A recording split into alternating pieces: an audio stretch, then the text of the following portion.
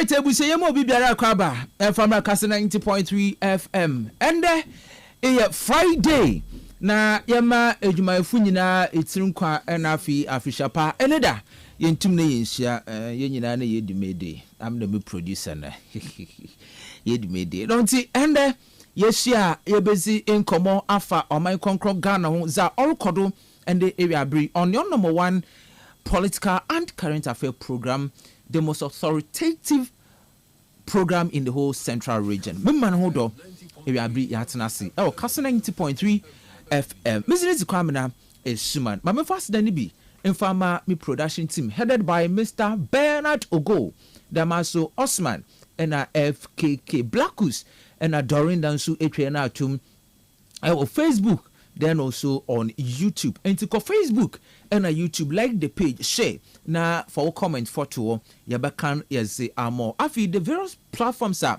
Yaze Joe text messaging in Yansu active. WhatsApp and then also on text message 0244 143 0244 143 for all messages in the do fabra na yenzin komo and the area bri na area bri ban in some norokodo. In fact, are you aware that the president of the republic will nominate in Crawford 7 to the Supreme Court? Yebezun komo and the area bri in opposition. Time away campaign has not to that Obama president and actually the judiciary actually court on the Supreme Court one it seems that it has been packed with NPP judges. On it no so Oba and then they 7 judges. One nominates one for appointment to Supreme Court. Now, the NPP thank you tour. NPP thank you tour. NPP want to thank you tour. One of the major key stakeholders, Honorable Kennedy on Japan, and I say, while withdraw from the thank you tour, also for the good and betterment of the party, then also the former vice president, His Excellency Alhaji Dr. Mahmoud Bawumia, into our withdraw. Ninano fa ni supporter cry. He was attacked by supposed MPP members. MPP members because as some see MPP on then was stubborn and they or the hospital, and through that Ninti also I withdraw. But the national chairman of the party, Mr. Stephen Ayensu in team, on and they also will take a temporary break from nationwide thank you tour. The national chairman of the party will take temporary break from the nationwide tour. And that the president of the republic made the Jumezina Senodin Sembi Tuga, and one of them is about the privatization of ECG. And then also we should take his word. ECG will not be privatized. This is according to the president. Or assure the organized labor that ECG won't privatize. No. But he made the fact that state-owned enterprises, state-owned agencies, or the Gihok distilleries. I mentioned Gihok today. Ghana, Yenenwaja, Yatonsa. Yanera Aman for no mensa. And so you with the Gihok distilleries, at any point in time in the life of Ghanaians, one no mensa, but obey production na wabako. So also Electricity Company of Ghana, Yenim Ekawa Odo Asat now. But why sure the organized labor that one privatize or Electricity Company of Ghana. And the new sanitation issues in Cape Coast. And then the steps by the new MCE. I think they Orutuana Monibi and me peda obawo attention that you need to know what the MC is doing. But more chance, more akonya na abem. As much as all Panamon or visit various places, now origin you may be no. Me peda a report was sanitation issue. I will brown so as a tram. Yes. Ebia wo brown no ombo ho. But the yari trina do that demo brownie. Ifi ewo ho. And yenim steps are we take so far. So when you bezin komo and when you boko Facebook na boshe anamoni bia the MC for Cape Coast Metropolitan Assembly, Honorable George Justice Arthur, Facebook, yes, production team no iron kama. Boshe anamona Honorable Wetu with regards to oil sanitation issues in the Cape Coast Metropolis. You know, I visit some communities on into Henry, Yebezun, Komo, Yabona Bado, near Kacha, no oil no more. But the metropolis by the city, and member be or a thing. Mamma said more aqua bill. Na Erabri, my fast than Nibi, and Farmer in Jumokua, Warabua, na yezi in Komo, in Jumokua, will say and I sent. Ridge Royal Hotel the main control that this year's Mother's Year no Orebado on inti wasise dwumezi ahoro bebree just sikakume bi anyo maame nko na waso ko spread no onkagineni ewo ho sikakume bi afimuni nyina anyo maame rekọ no okagineni a enka dorinda na wafa no maame kọ ehwa yes na wakagineni ewo ho sikakume bi Blackus o ma me da so upon kwatwe no ko Ridge Royal Hotel na nso nkaginenyi kakra on inti what's a special Mother's Day 3-course lunch menu include exceptional service, fine dining ambience, live music performance and a special gift for mom. Ni nyina no yesika kumebi. Well, second Ridge L Cape Coast Fresh 0312003222 and afi 0501672908. Ridge Royal Hotel, richly inviting, comfortably yours. Them also Telecel, the main control there, Telecel Ghana Music Award. What a special bundles bilba. Now, the special bundles now was the Abano. At bundle Nibia automatically a vote dema your favorite artist in the categories of Artist of the Year, Popular Song, and Afrobeat Song of the Year. And Telecel or say dial *700# or download the Telecel Play app. Now also to all bundles nibi for Betway Bet Influenza.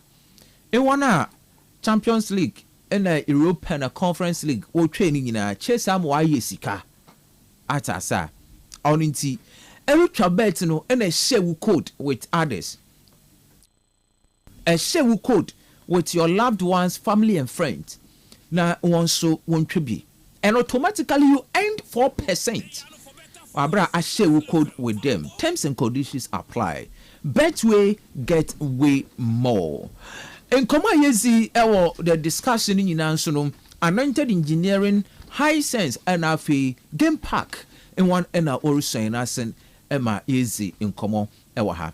But me no be this sanitation in Komo na mama kwenya ma wonso abem na bia ewaye fino mayente yan forward ema the MC na onto anamo yenyim do ruto anamon wako either okọ nkamfoa wako nkamfoa wako ankafo wako oye beach Kastle nature ewo nyina me the pictures nyina betro better still ikromi efi mbembia bebre wa efi enti mami hu bia wo and the situation there mami hu bia wo then the situation there na yenzi inkomo ewa ha but before you bezi da inkomo yente the regional minister inkomo bia wezi inkomo bia ode atugwa ensem bia wehu odinenya bakam ewo the metropolis with regards to the sanitation issue. Also, say a rebellion or a central region, a rebellion Cape Coastal, za Ochio first, za Omo Akwaba, za Omo welcome, ifi. Za Omo welcome, ifi. Say a pay fi central region, a pay fi Cape Coast, za Omo goodbye, ifi. Za Omo goodbye, ma welcome ye fi. Seru concern ma bye bye ye fi. This is according to the regional minister. But Honorable George say, Oba make Cape Coast the cleanest city in Ghana. And you're the basic. Za already you now say you're the one to make Cape Coast the cleanest city because Cape Coast, the first capital of Ghana, and to Mumbaha, where this tourism site na eba ifi imeno. And the regional minister na area yete Honorable George Justice Arthur nusunun koma wezi on sanitation. Elusiafo ejuma kesi na ye mebe di Cape Coast ha baya musume bebi na mamehu minim de sa na ho asane fora ha efedem moya yawe de mesia masa me ha efed onye dem na edma not for ground onye dem na edma not for ground honorable members yam potem ayefi honorable members yam potem ayefi onti masemo yakupon na do seyenya yebena onye edma woma ya tele mbo na yam potem so sande about efia owo yam potem mudodo adekuna me wo sanctuary din ha se eroko probia wo sanctuary din ha wadatu kubesha okwan another with beja okwan oni den ebodu ko na se ewuda wodi nwu ebuwa bode ebuwa se refipo mu wa kwa ebodu wodi bode ebuwa no the man say me owo sanctuary din probia na minim se oye kwani people from abade wo bele wodu bie ma so anade nto oye denti na mwenye bebi e wo fogu de oye kwan highway no na no wodu odo ko mes mo na mo hotel mo shele da ma do owo ante bia Ghana ha in 10 years time so obi ni bibi fima wo nya bebi mo mban kwado ko sande ye nyim se wo central region ene obi ari ntum kantre ene amsire de obi ewa wo kopan kwado dabi mabotu ma kan de obi ewa wo kotu na atwe ko sande bebi a wodo ko no ye bola o ye cemetery ene yan cemetery no wodo bola bu ebi ko wo je wanan bu ho na da mun zamenti na assembly wo sande obi mfi nkran no mo hwede why that one say da mun na assembly members wo masramu mo potem na watu abama mo mwane yade wo nchamuka na so maja to de mo hwande ma motowe mo bisadi na yakopon ba ya me mo catch your brain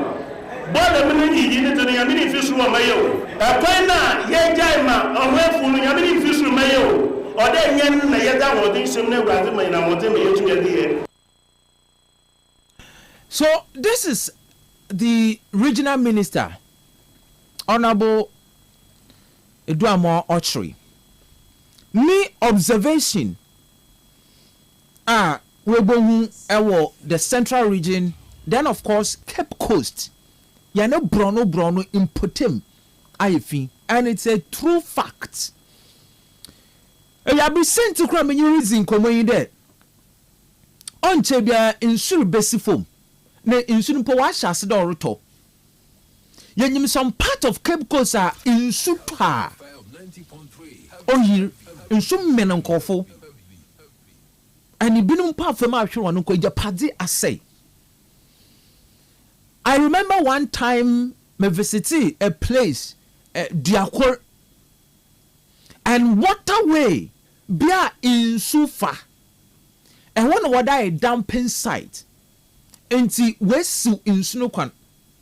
And you know what Diakuina, they were attached to that fact. Honorable Wisdom, good afternoon. Yes, Honorable Wisdom.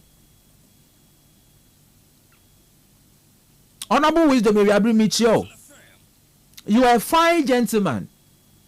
I'm a mehu, but you don't know me. I'm a mehu pa. Diakor bia insu fa waterway yem dey insu not talk from oil Cape Coast north na orkogu bakanuma the me area one offer and kwahwe nkofo ni dema eyir ni nyan dey was the inra a block waterway wa divert insu no kwan and ikroma efi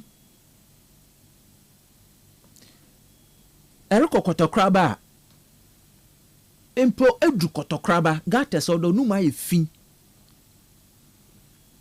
so MC anamona etuno emi kwam na menye jo and I back you. I commend you for that. And I know you will do more. Per what the regional minister is saying, you will do more.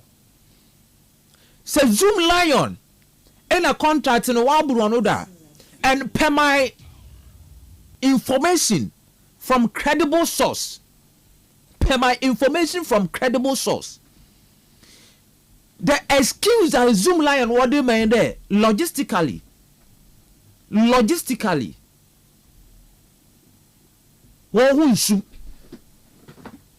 Meanwhile, wakaji contract was for Basi Ghana including Cape Coast Metropolitan Assembly. But you are telling us that logistically,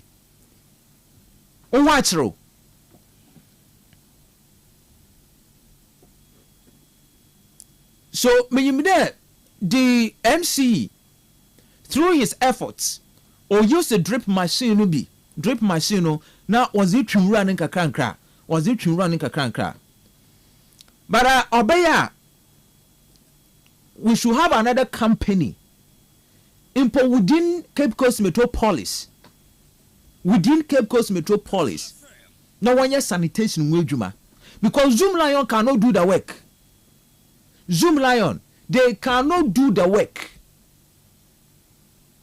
Yes, Zoom Lion, they cannot do the work.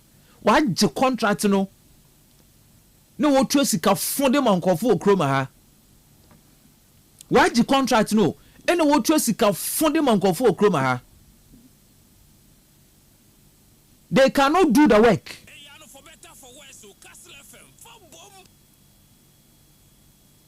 And me the MC akonkanfo amamoma Kastle diwanya achirem ewo oye Kroya baby a hospital we import friend. No, you enter betting. Okay, it didn't ba mobo. Me there ako nyina. Na no brass and kuma no chrome. Ako nyina because of this sanitation issue. The last time you would the assembly member there and in various sites, baby in really be gugu. It's a challenge.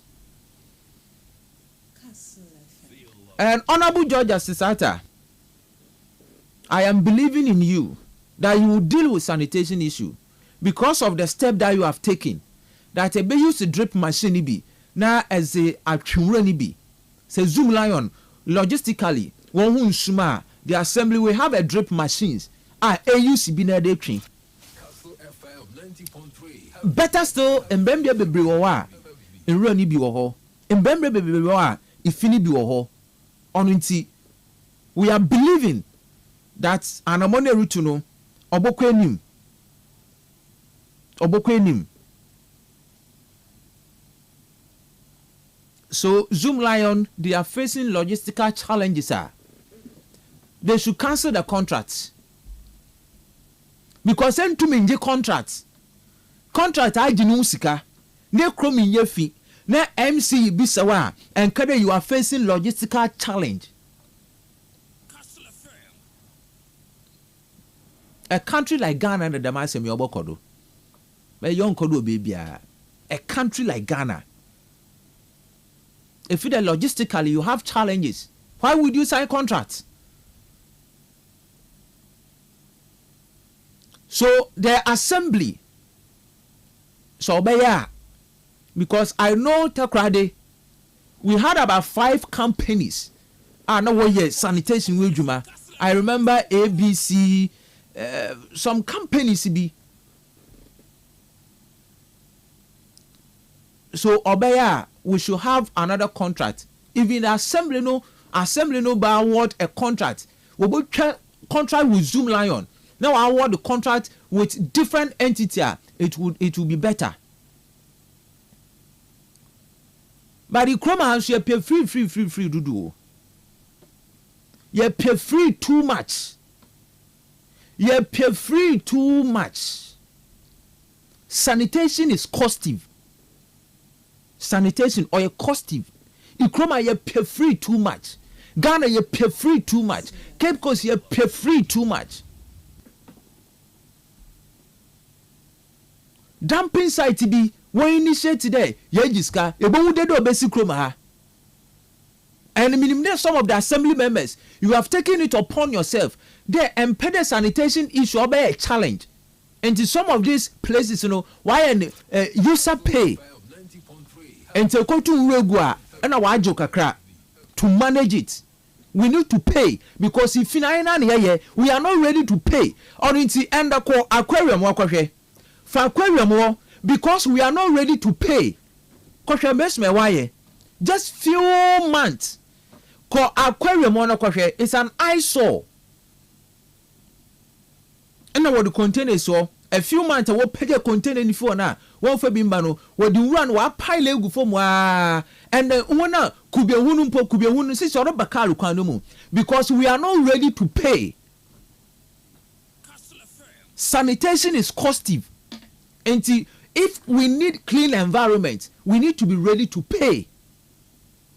And assembly honorable, the sanitation cannot drain the coffers of the assembly. And this obaya, you should pass a resolution that every dumping site be an one jisika. Every dumping site be a container be a one jisika. The assembly people should man there one jisika. Now one from boss sanitation wo bra wo kroma ade. One jisika. But free look here. And free. We cannot make the city clean. It's a hard truth, I am telling you. Or a hard truth. Free. What about we able to go walk? We able to go walk. You come here, future. We are the same people that will complain, but we are not paying anything. A pay free no I can we should pay. We should pay. Abiasi. People there, they should pay. You wanna want to do Abasi, they should pay. And the drip machine say what this is on way. On your phone and water the guma. Phone and water the gum.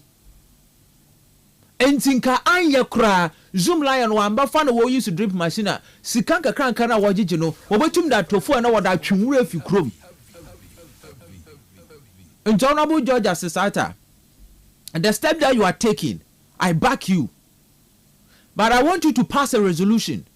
And your assembly members want to say, when you won't come on it in boom. No one can no, we cannot continue. Cape Coast, we cannot continue. For making Cape Coast the cleanest city in Ghana.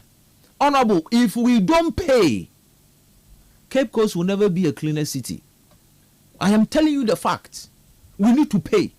Yakotu uregwa wasiri itia abrochi kwa wotua enwana sabe wawa all the mechanism enwonu kwa wotua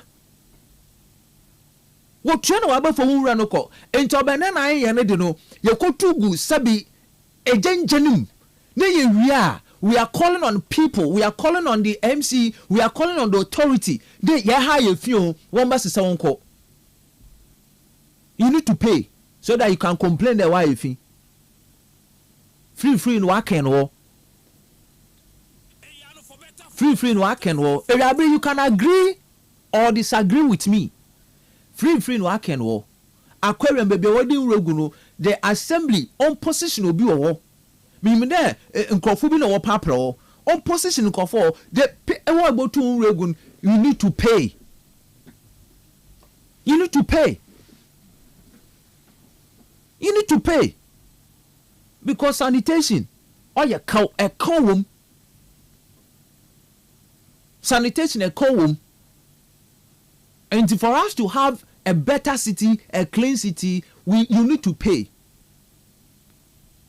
Under a fact, you need to pay. Abrochikra wuchia. Ghana, Cape Coast, you pay free too much. You pay. Messi, you can agree or disagree with me. You pay free dodo. You need to pay. Yen training ti. Chade baby, aye benye biani edi uregu. Afa ekoni mu. CCM down where kokotokra ba. E wona water na do wono. The sanitation officers to check them. They are wicked people.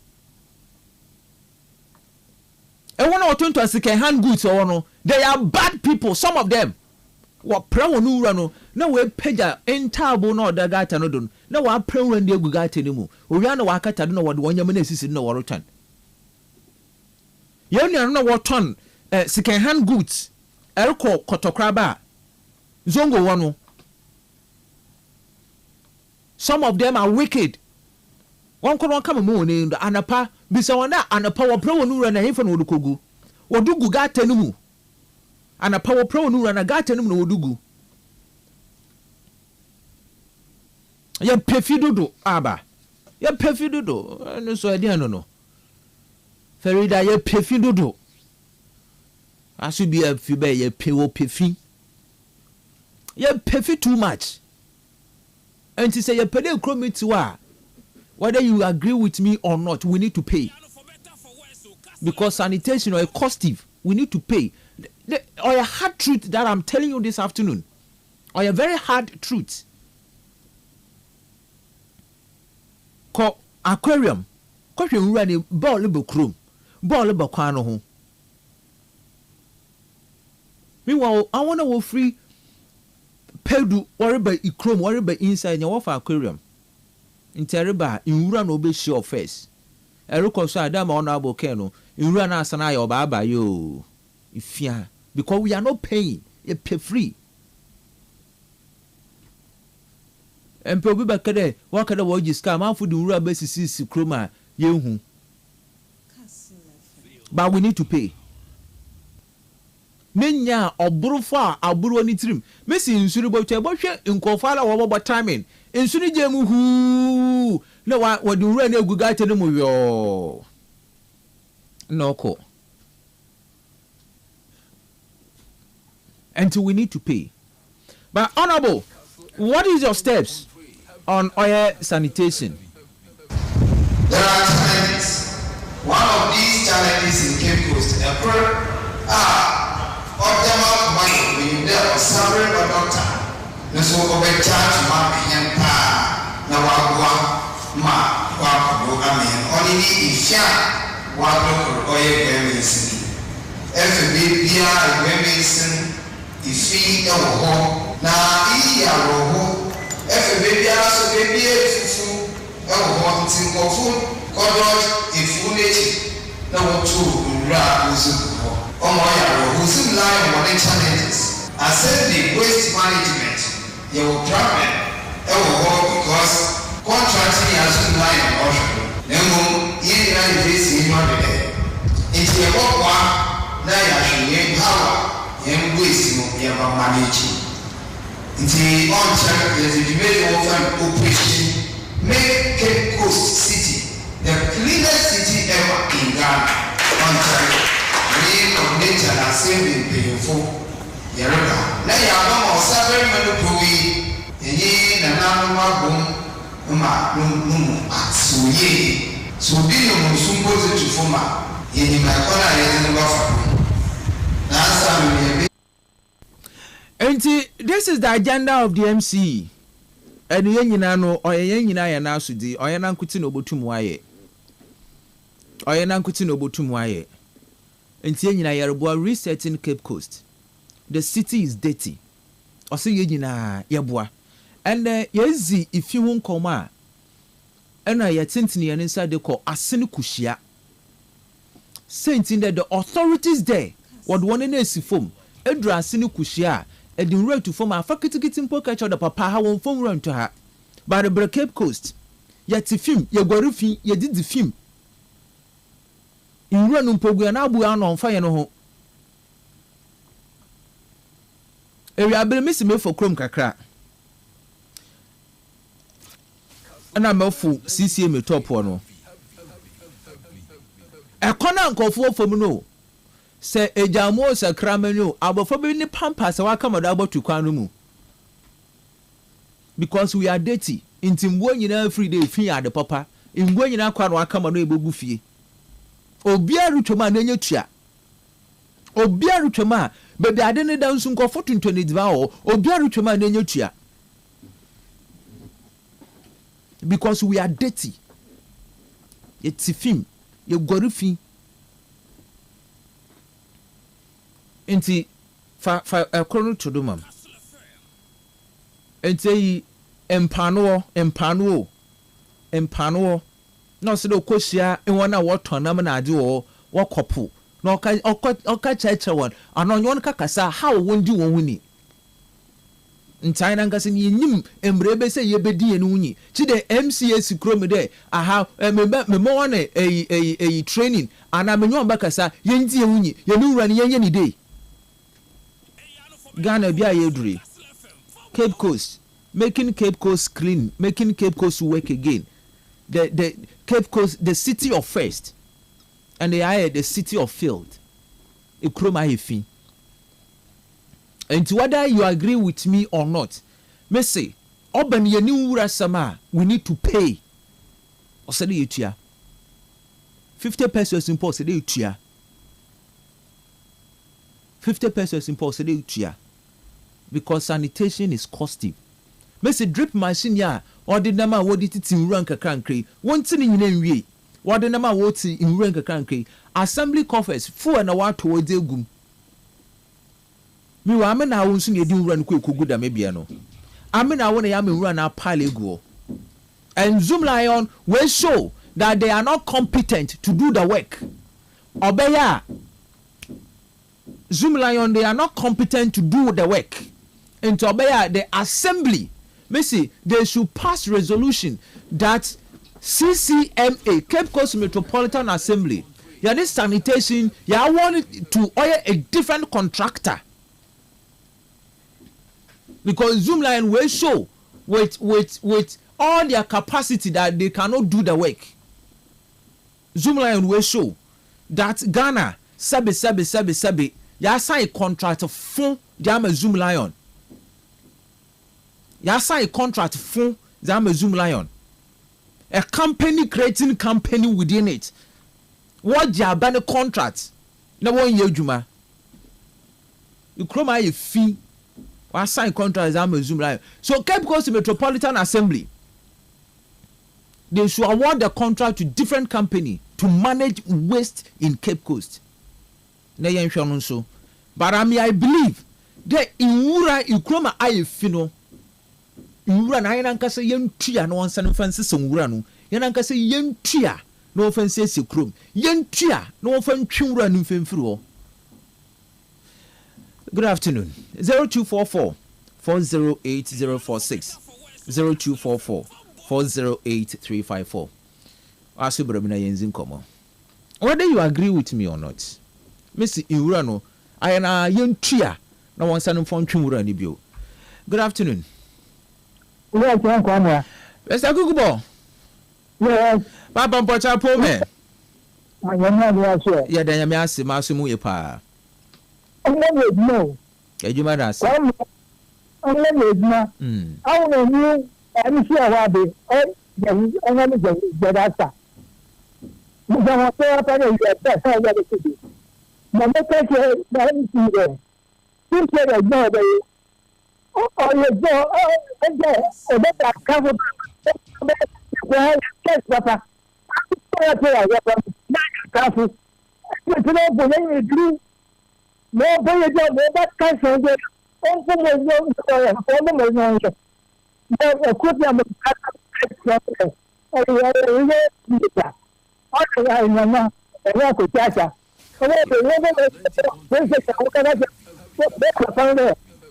so, or do you want to do that?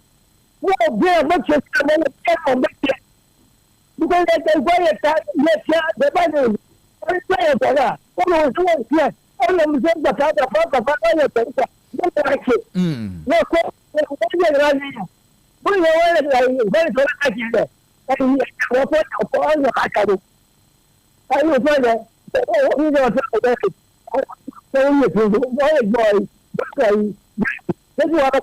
all right.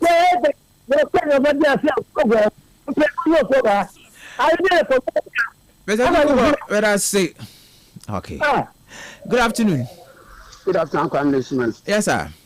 But I pull me. Yeah, me adumo 2-4.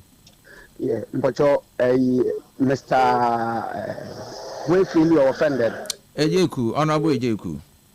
Mr. Ejeku, and Coupon in Sierra, Papa, do the Navy, Babazi.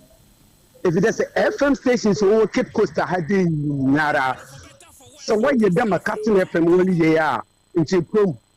Wait to Koneka. Yes, I mean, Sierra. No command some day. Share, Uncle.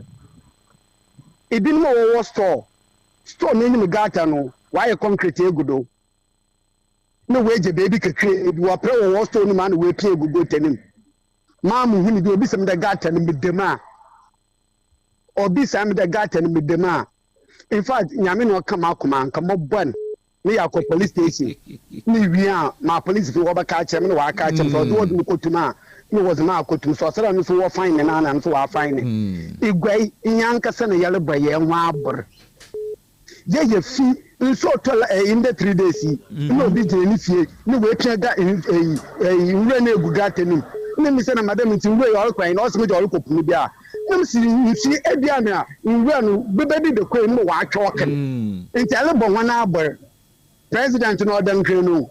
In Sunotum, so going Traman Kissing Court, long Kakan or Kayan Yani Baba. It's your Igwempe feature, once more. Now, one friend you want to hear me going into, but I say I'm need to. Maso, may I say good afternoon, Mammy. I'm watching the Mabati. Is in Como. You might have said.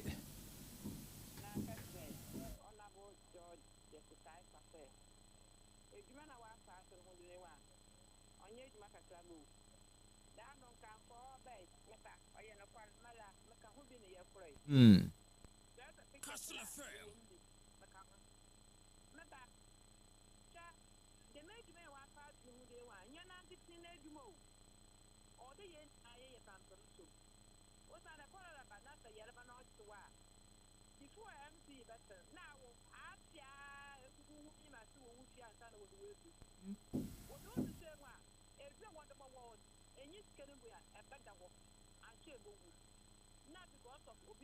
Hey, I for better for worse, so Kastle FM. From bomb.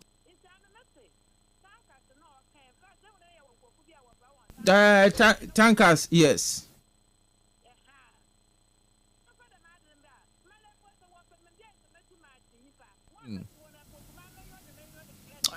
And you mean I do that?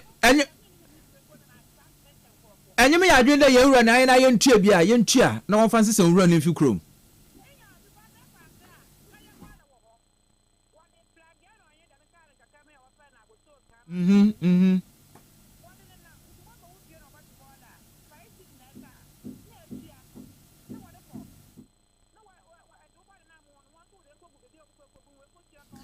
Okay.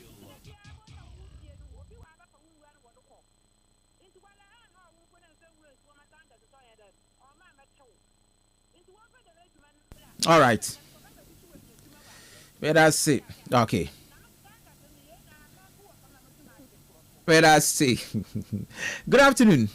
Good afternoon, Jason. Alaji. Naam, salam alaikum. Wa alaikum salam. Mitia ukiuni ya ejumewura. Ye ejumewura wa ya zema, but wo na wo ye ejuman. Na wa ma Kastle. Wa ya Kastle. Kastle botu stations be kuruma ha. Yen so wonka, ye nyimiza wore ye.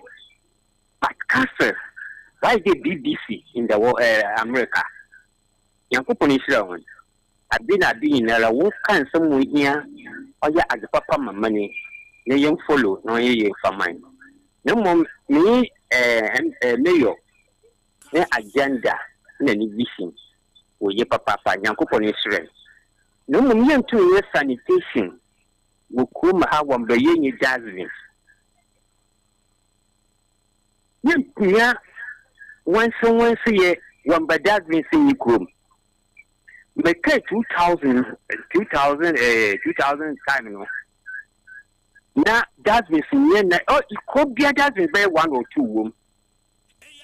The Dazvin is why, Sicanias in the to border Kayenchian, say bit in a Dazvin or but this come with a to them Abrawayan.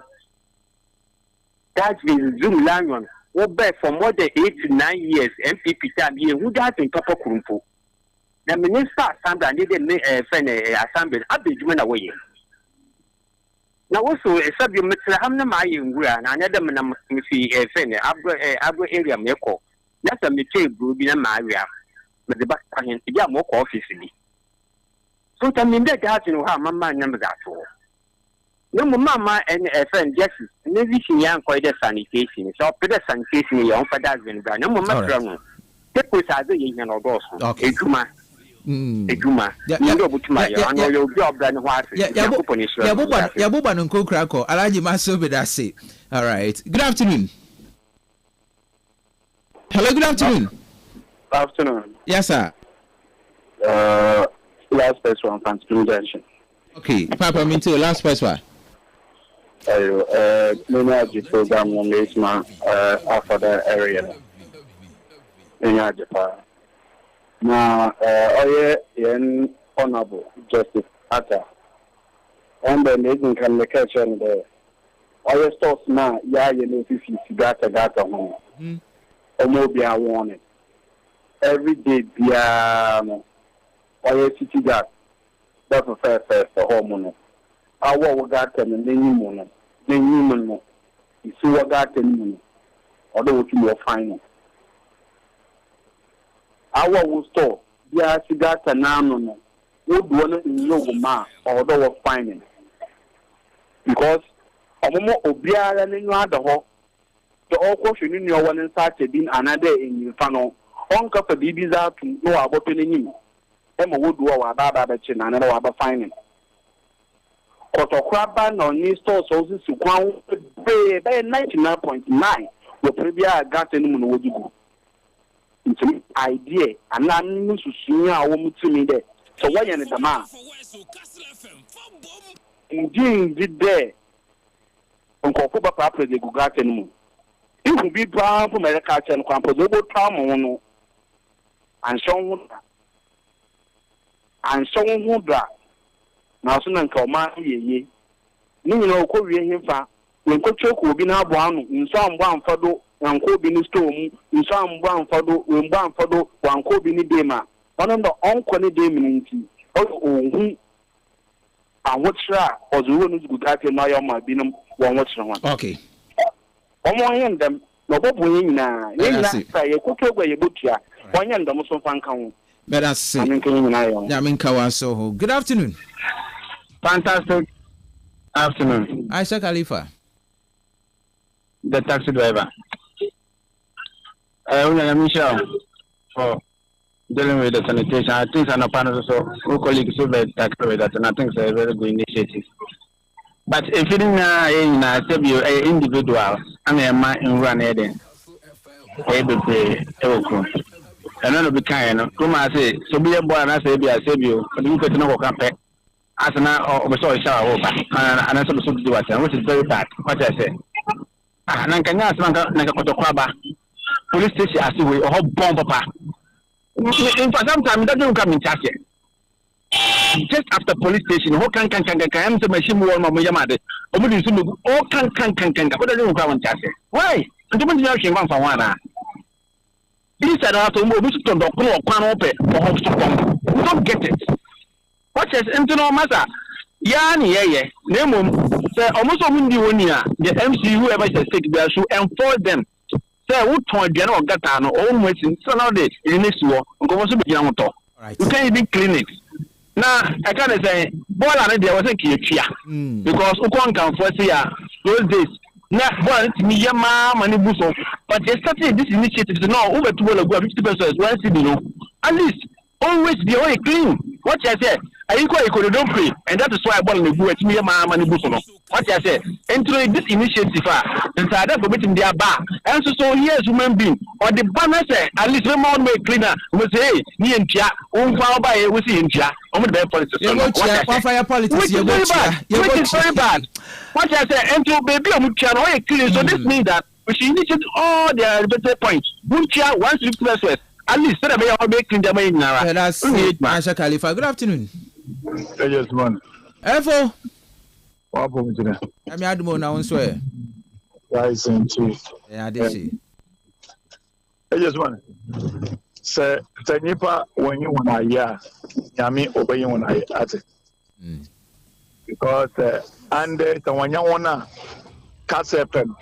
anka dem asem na yanchebi no radio station a okwe also we media partner to the afade na minister na de ya dem asem wonka yente mo lokodo but wodo one radio station that to oda manko mind there obaka semfa mo be me MC lokodo nyama o ye bia obama yate you don't want to say hey my brother sanitation na samele kan oya no kan de ye tua ami be mmemu wo no ye tua but edu se bi so a nkofo wo bolara no so a eya odu se be wo ye rough can you imagine that ebi akita bola kekere bi no what to boom ebi wa 2 cedi 3 cedi ay because dey share nyama no o politics no mo wanye kase o nti na se ebi wo ye na there ebia obi kitabola kase ebia o 3 cedi or you fine and so wole ya wonye na border no ze or you fine pa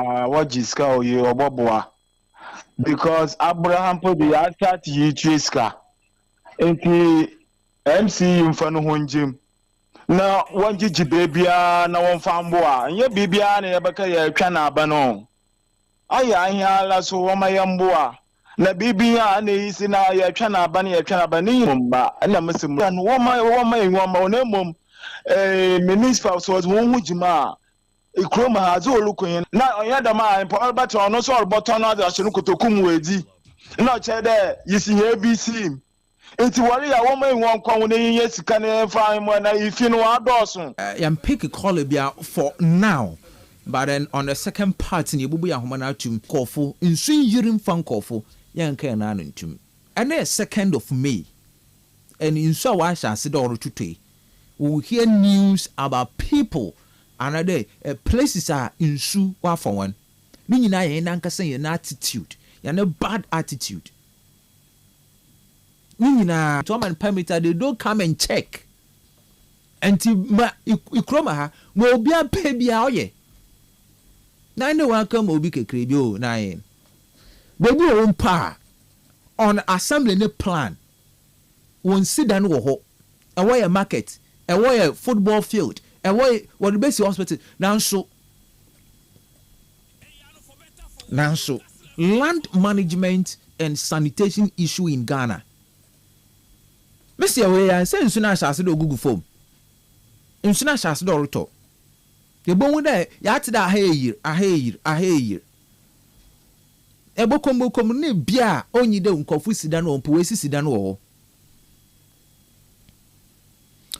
0244 743 143 0244 743 143 for message in fafado na fabra na yenzi enkomo babu ntwa mbra meba anka to sam atina se Commander Nuruddin Kobne is answer betinasi.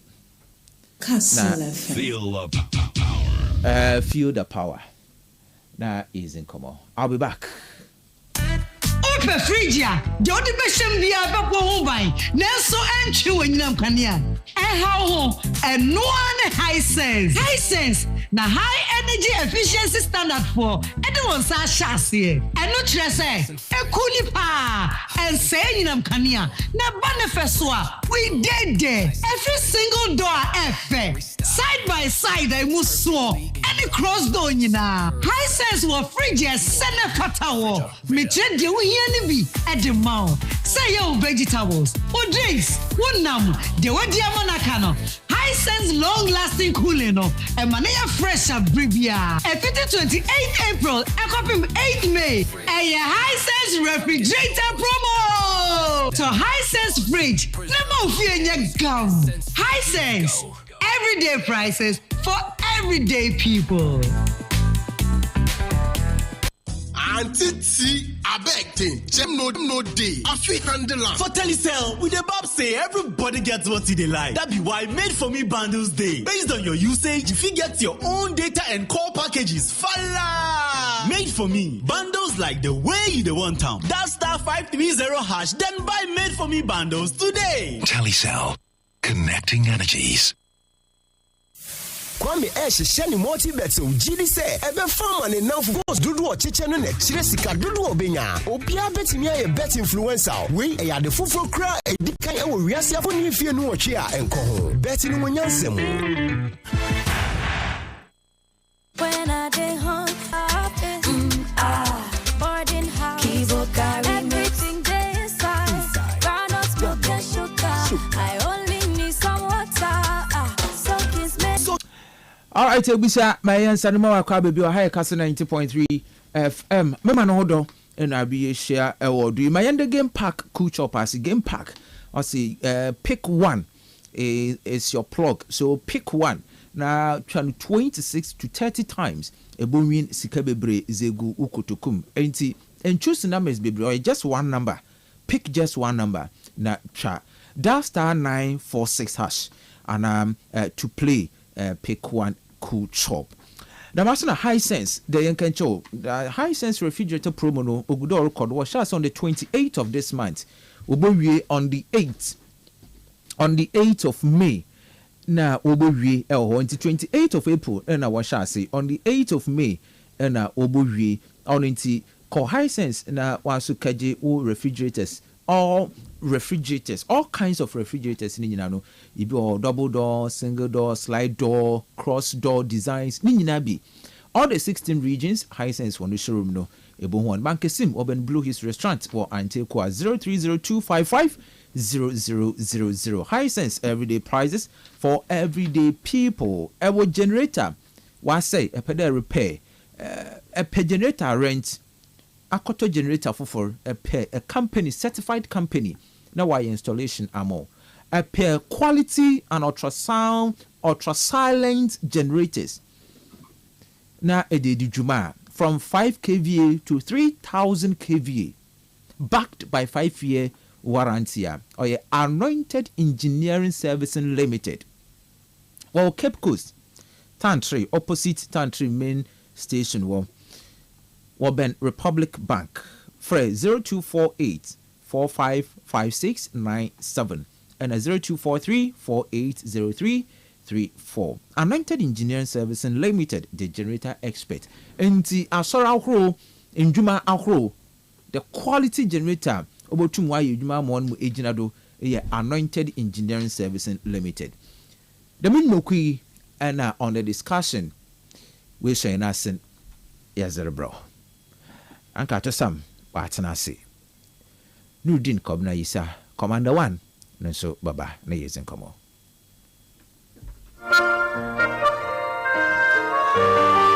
Alright, Anka to Akaba. You know, you are glittering. A shine, Papa. Mr.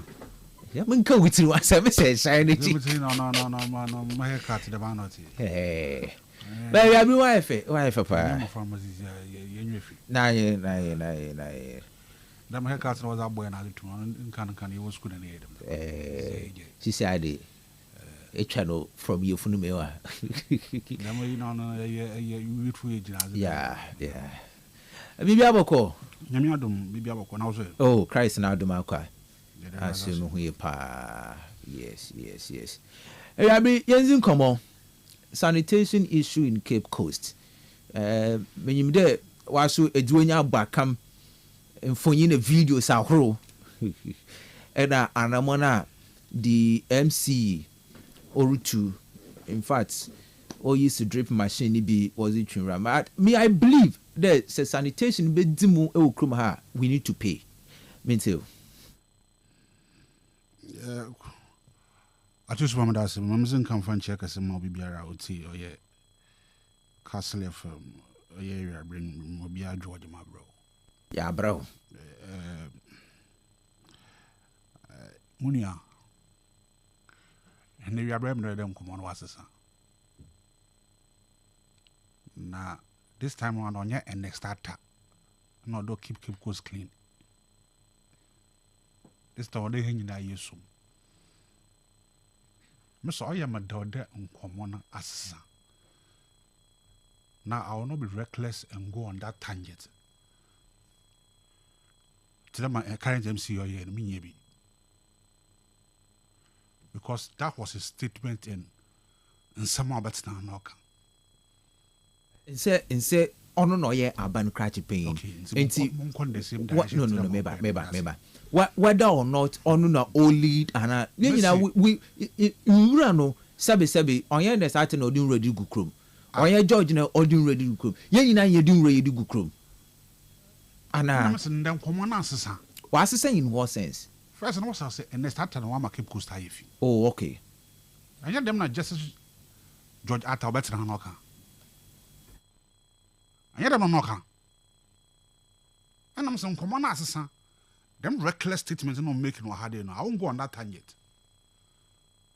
But this time, or them a can and some of the way or tea. And time on swing I said you be holding responsible for some project and because now be this 1 week or 2 weeks simple. I feel no didn't cheer all call you have left and right. One man acquire by one man need. And on them keke. But it's clear. They especially one supposed spokesperson for him. And I want you to break a crack. And some no work on what we going to mercy. Or you feel one assembly ever can. Just last Wednesday, and under the year, one of them was sitting here and lied to us there about Cape Coast and it's at there's what George Justice Atta keep Coast clean. Okay, the way keeping it clean another. No, you know able to my boy. Or the also the drip machine or the children be and no do baby and demo Justice Atta Becatcher drip machine was a bear galamsey. And there was what the backhoe would to clean up. Oh, but I say, Chrome, I want to get and say what her. You Chrome, I want to get and say what her. So I had a man saying, and I will not go on that time. So don't go there. You didn't come on for sanitation issue. I bought drip machine and I'm like, and some are working. And right now, you see, it's catching up with them. But, young Igwe Chrome, I fee. The bar make there. Ghana wa your problems are bare for. Ye lawless people. Sebu yenzi huni. Yan cannot cry. Na last one I say NDC sorry. But I said man fan sorry. Sure. Dustbins are what now. Wo chrome. Ya several times. To the extent for the first and know what the dustbins is what. You work so. Or some zoom line for once an hour. Or not why the chancing another container kakrakano. And there was most more ones I would this war. Say no so say I drop it. Them wasting as atom. You get me for all rear. No was aquafifi, no what the store water. It you by the water to him. Nanya young qualified once why the name. Webu ria. Wonderful. Qualba for an hour for them. I want to what the sheep wasn't a number for it. Eh? Who are from Qualba? Qualba for what to talk. The alumina demands a miso. And your ones away the name. Once we ria. Now what the call. I say, yeah, lawless people. That's what I say. And so about Namana, it's difficult. But you see, the mid has been all this. You bought to me a concrete ones, Sibia. You bought to me a concrete ones, and that's a good suggestion. Yeah, able to more. Yeah, the man's a man. The concrete is a boss. I don't say what to say. and I do my hair. But I want to hear the concrete. Quite about for that. Ebe some run if you. Nezama track but it's a good idea. Yeah, you're able to me. You to my the most important thing there. Oh yeah, and I'm saying you're lawless people. Because the reason why I tell you a proud store, a proud dim,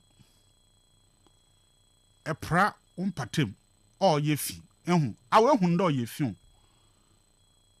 If you are not tam, in a zeku got him. Why don't care prime fence with them one and keep? And I've friends who are not for your education.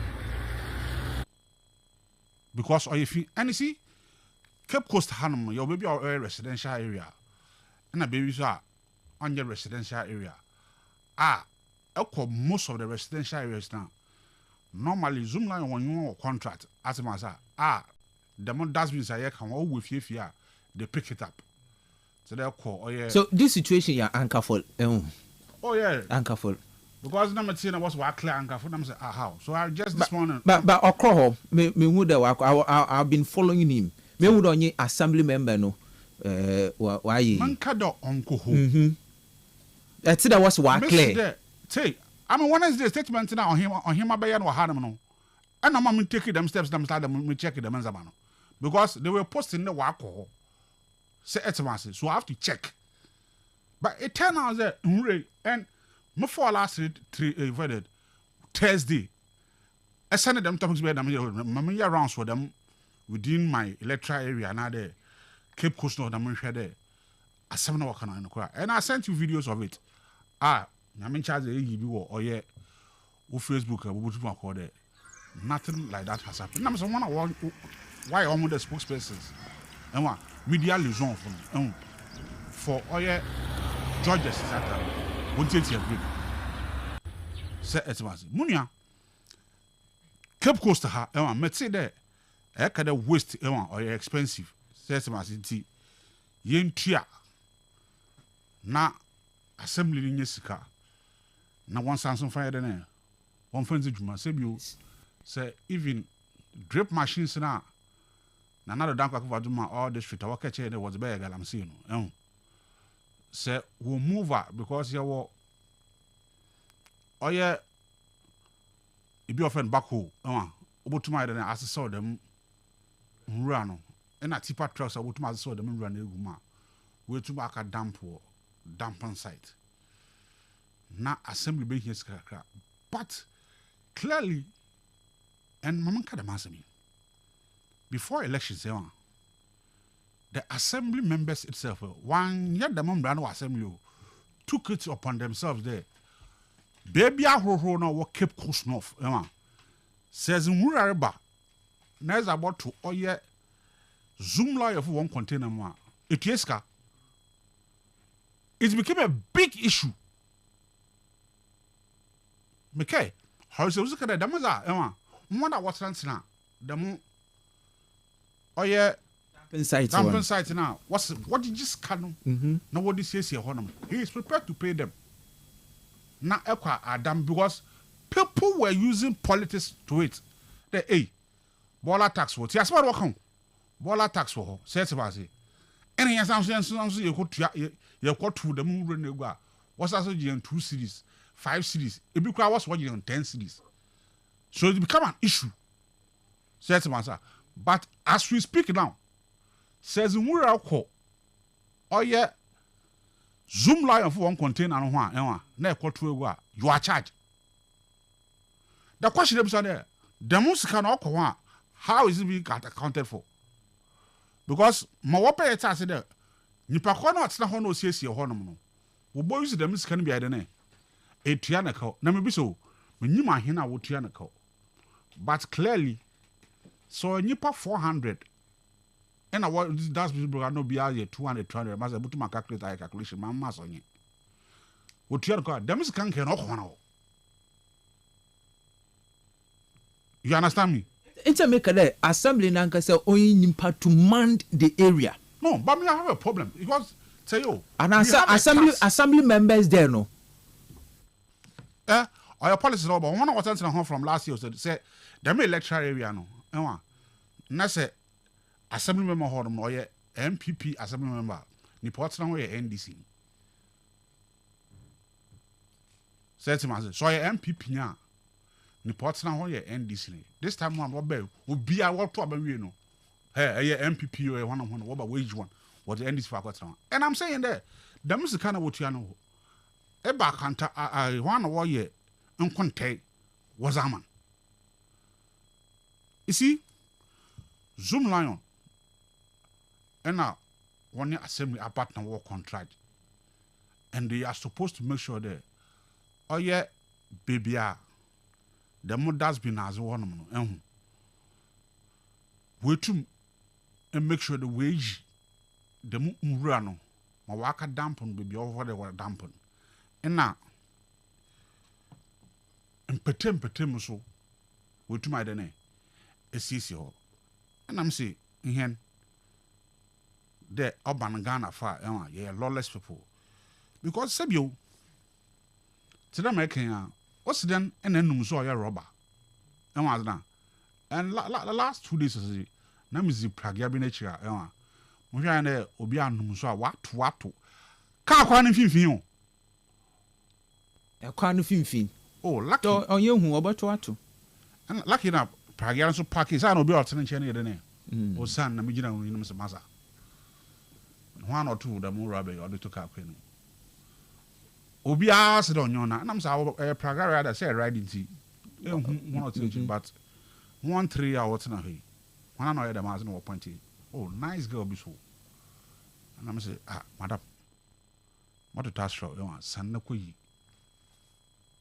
oye robber no because I end them no wo ye no baby a mjizi de one kasampo fi say no munsu another pure water and two nchi baby keke e wo baby aire ne ezoto ametu magada na kodo nicely no read na okay but the most important thing the edwuma ho because nra wo ye no or your everyday activity set massy wo ye nra how they dump it and a kwana oba fado so what the best is also here ne okay but the bigger picture oh yeah, the NDC is telling us that they will establish eco governance, oh yeah, local governance and decentralization. One manifesto 2024, page 113. Say how both modern waste recycling facilities for both solid and liquid waste in all regions. Both modern waste recycling facilities for both solid, liquid waste in all regions. Oh, one manifesto no more. Oh, boy, some page number. Oh, some minkadonim. Page 113. So, how are you expecting them to do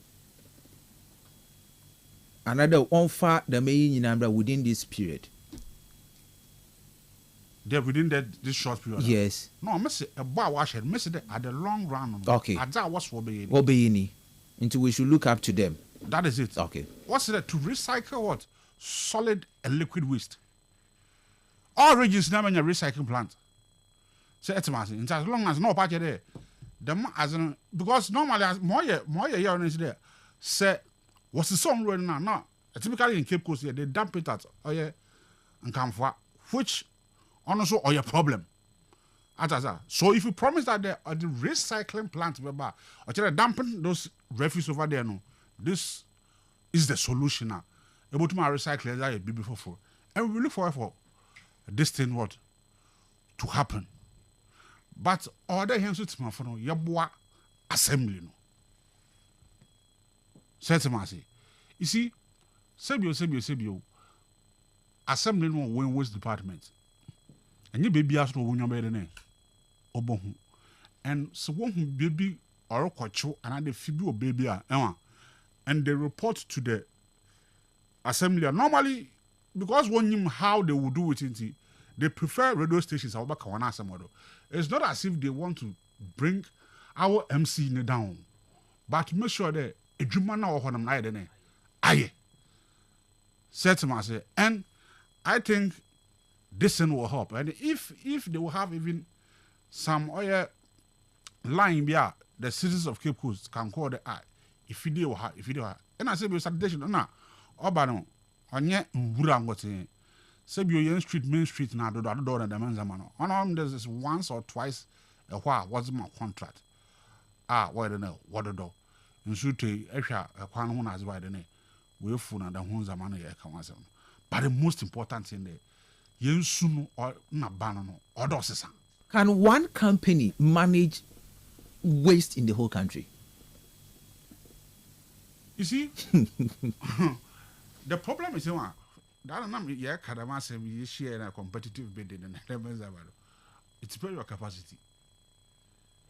A part of there, apart from Zoom Lion, they should decentralize it. Apart from Zoom Lion, no company ever or many more. So what for competitive bidding? What can bid how to what? Make sure that we manage waste in this country. But clearly, when there, it doesn't sound well. That's my answer. And I wish they would decentralize this out. What be in there? Ever offending them. Assembly beano. Assembly and I there should make sure that Nankasa I am bidding to pick up or waste management company be or dealing waste or to manage ne metropolis and other district and other metro.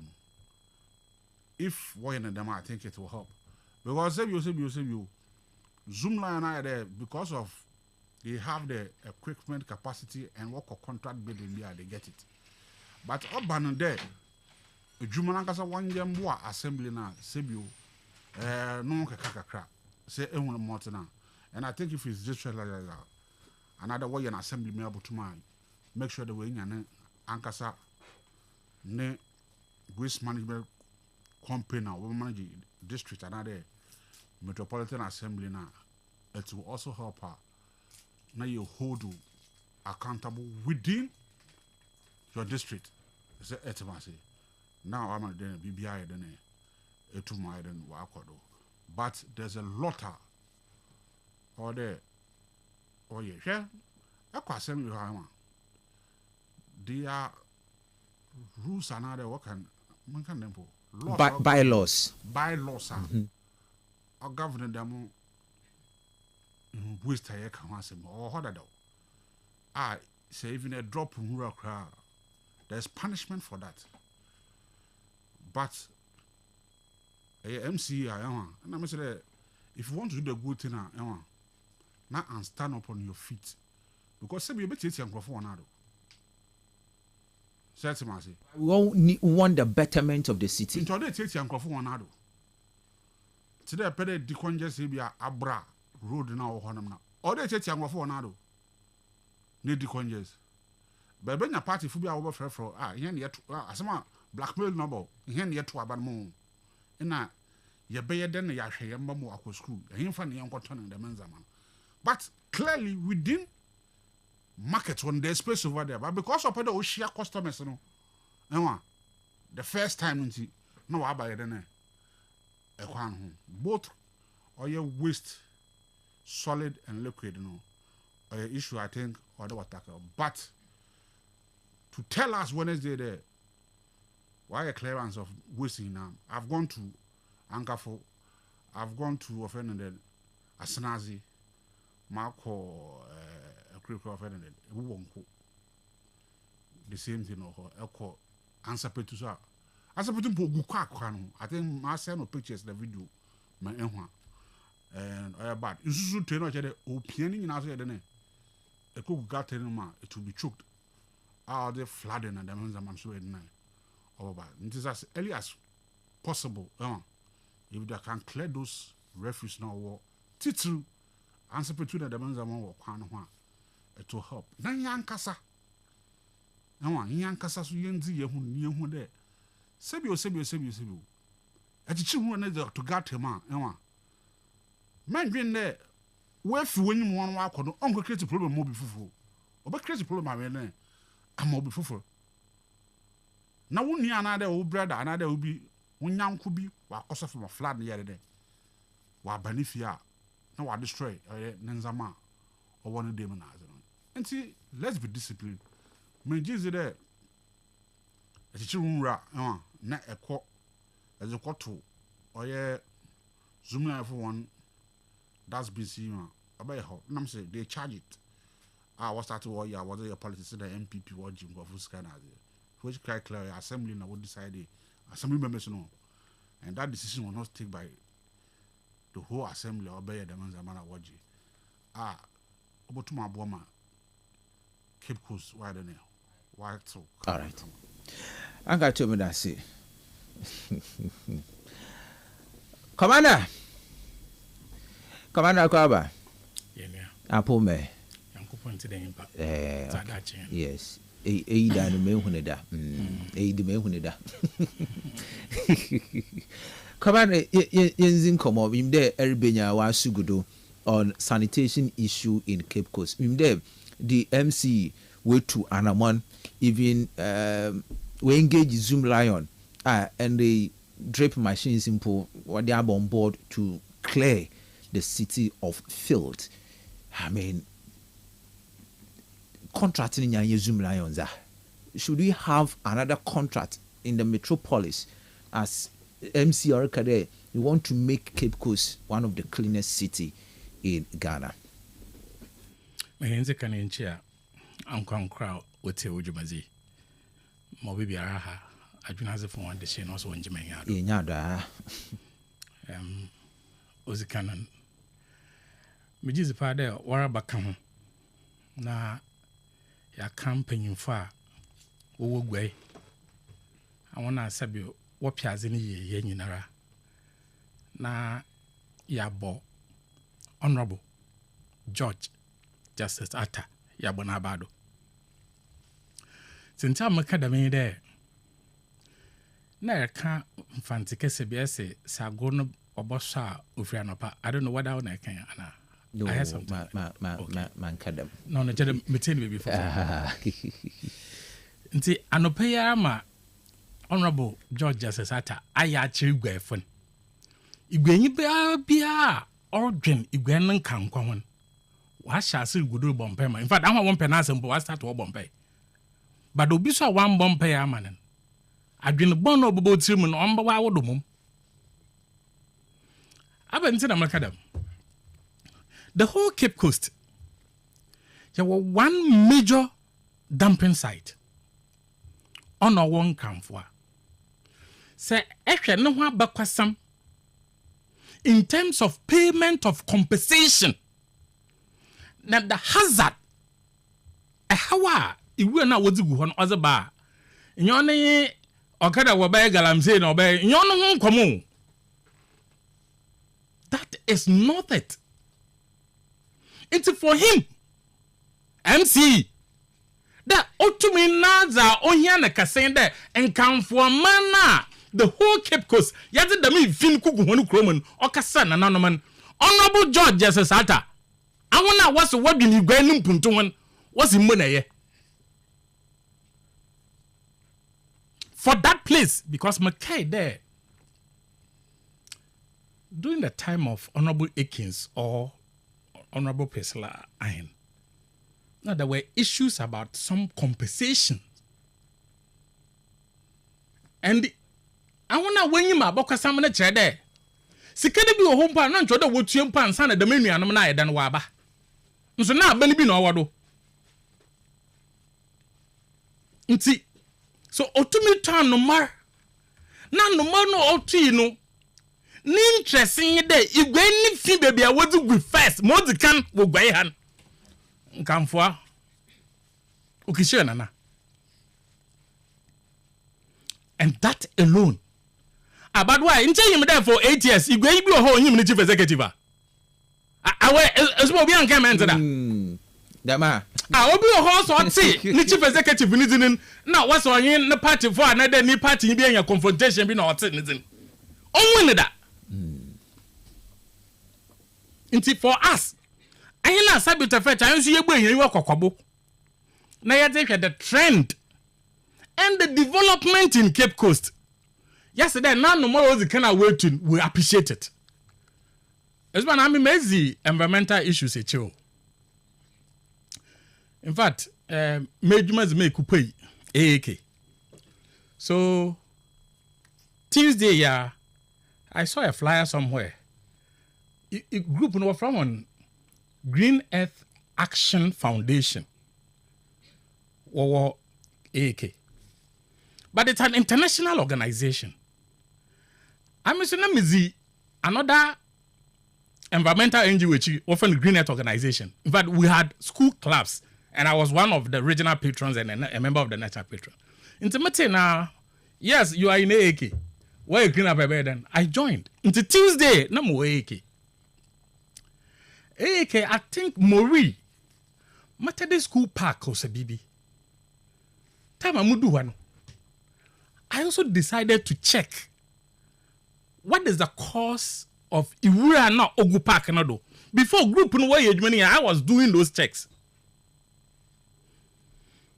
Inti Obia Objin Puntu one, what we call the planners. Inki John and Ganjan the impan oil than oil. Because to tackle sanitation, the planning of our structures are a part of it. But I ain't development no do.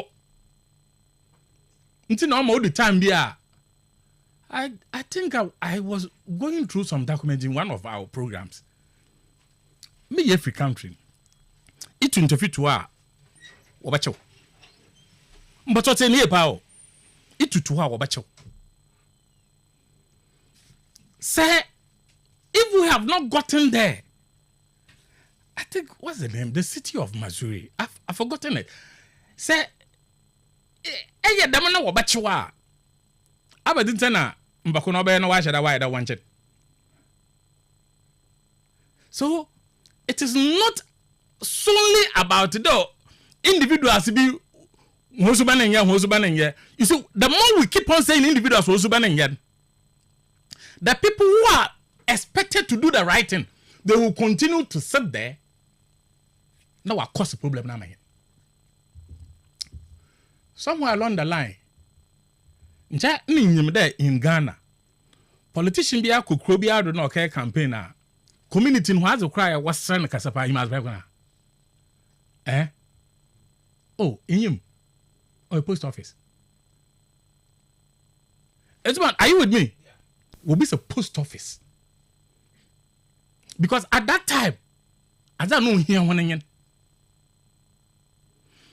Where in baby Buddha, a man for you interested. Even today, we miss a school then. No.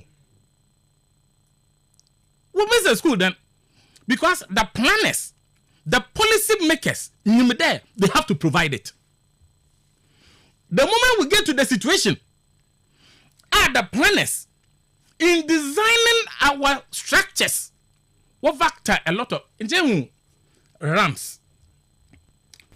When we enacted the Disability Act and other things, every government building, designing CCR now for ramp to take care of people living with disability. I would have consultant and I would know that was a charge. Minima to see follow ma. Yes. So I wanna what that was why you know call. You can do it. But you have to open your horizon. Don't limit yourself to what you see. But Mr. Zoom Lion.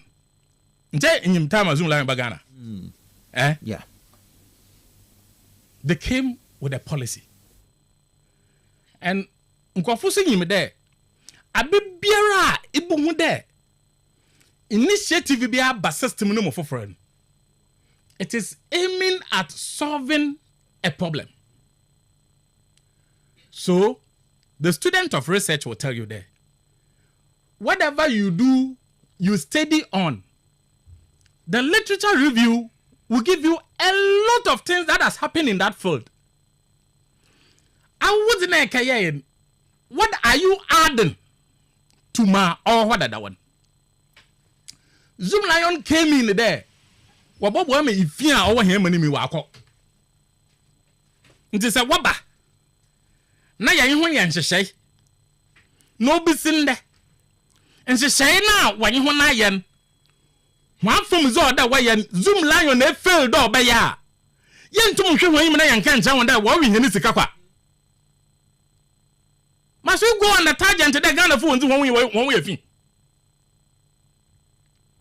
The last time I checked, it was the late former Vice President Aliu Mama. On Okafa the indiscipline you be na.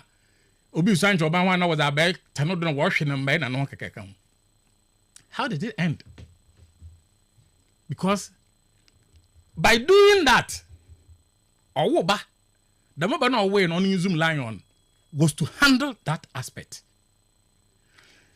Youth Employment Agency had a contract with Youth Zoom Lion. What's our way there? With Youth Employment and the district assemblies, Youth Employment to be recruiting Crawford was our one. No one young Crawford, na Juma. Zoom Lion was supervise, manage, and pay them. No one more money Ghana. No more than what's so. Abia assembly members be where one there. A quartu, it will go das bin ma. Obeji usikan. Na MPP abana papaya ele. What's the income was some that way papa? No, Zoom Lion contract in way back 2024 September. October, November, December na ezo to abum wofido. Why hwahanya? Do you have to come and single out individuals and be mentioning names? When the system has failed to protect the citizenry. And go to the district assemblies. Because when Obakacha there, they have another contract. Apart from youth employment, you know, they have another contract with Zoom Lion. In that drip in Zoom Lion for him. Do you know that? Drip machines in Zoom Lion in the way movie. Yeah. What's it there? Here in Cape Coast. I think about either 6 years or so ago, there was a problem. Not knowing that in that same contract, various district assemblies or that will provide the dustbin, akasano, maka no fan, skip no fan. It is not even the Zoom Lion that was expected to pay. I was so only nana, it's not when you the containers. In fact, CCMA they have a record at a point there. Assembly sitting, they decided that one can say what buy containers in be.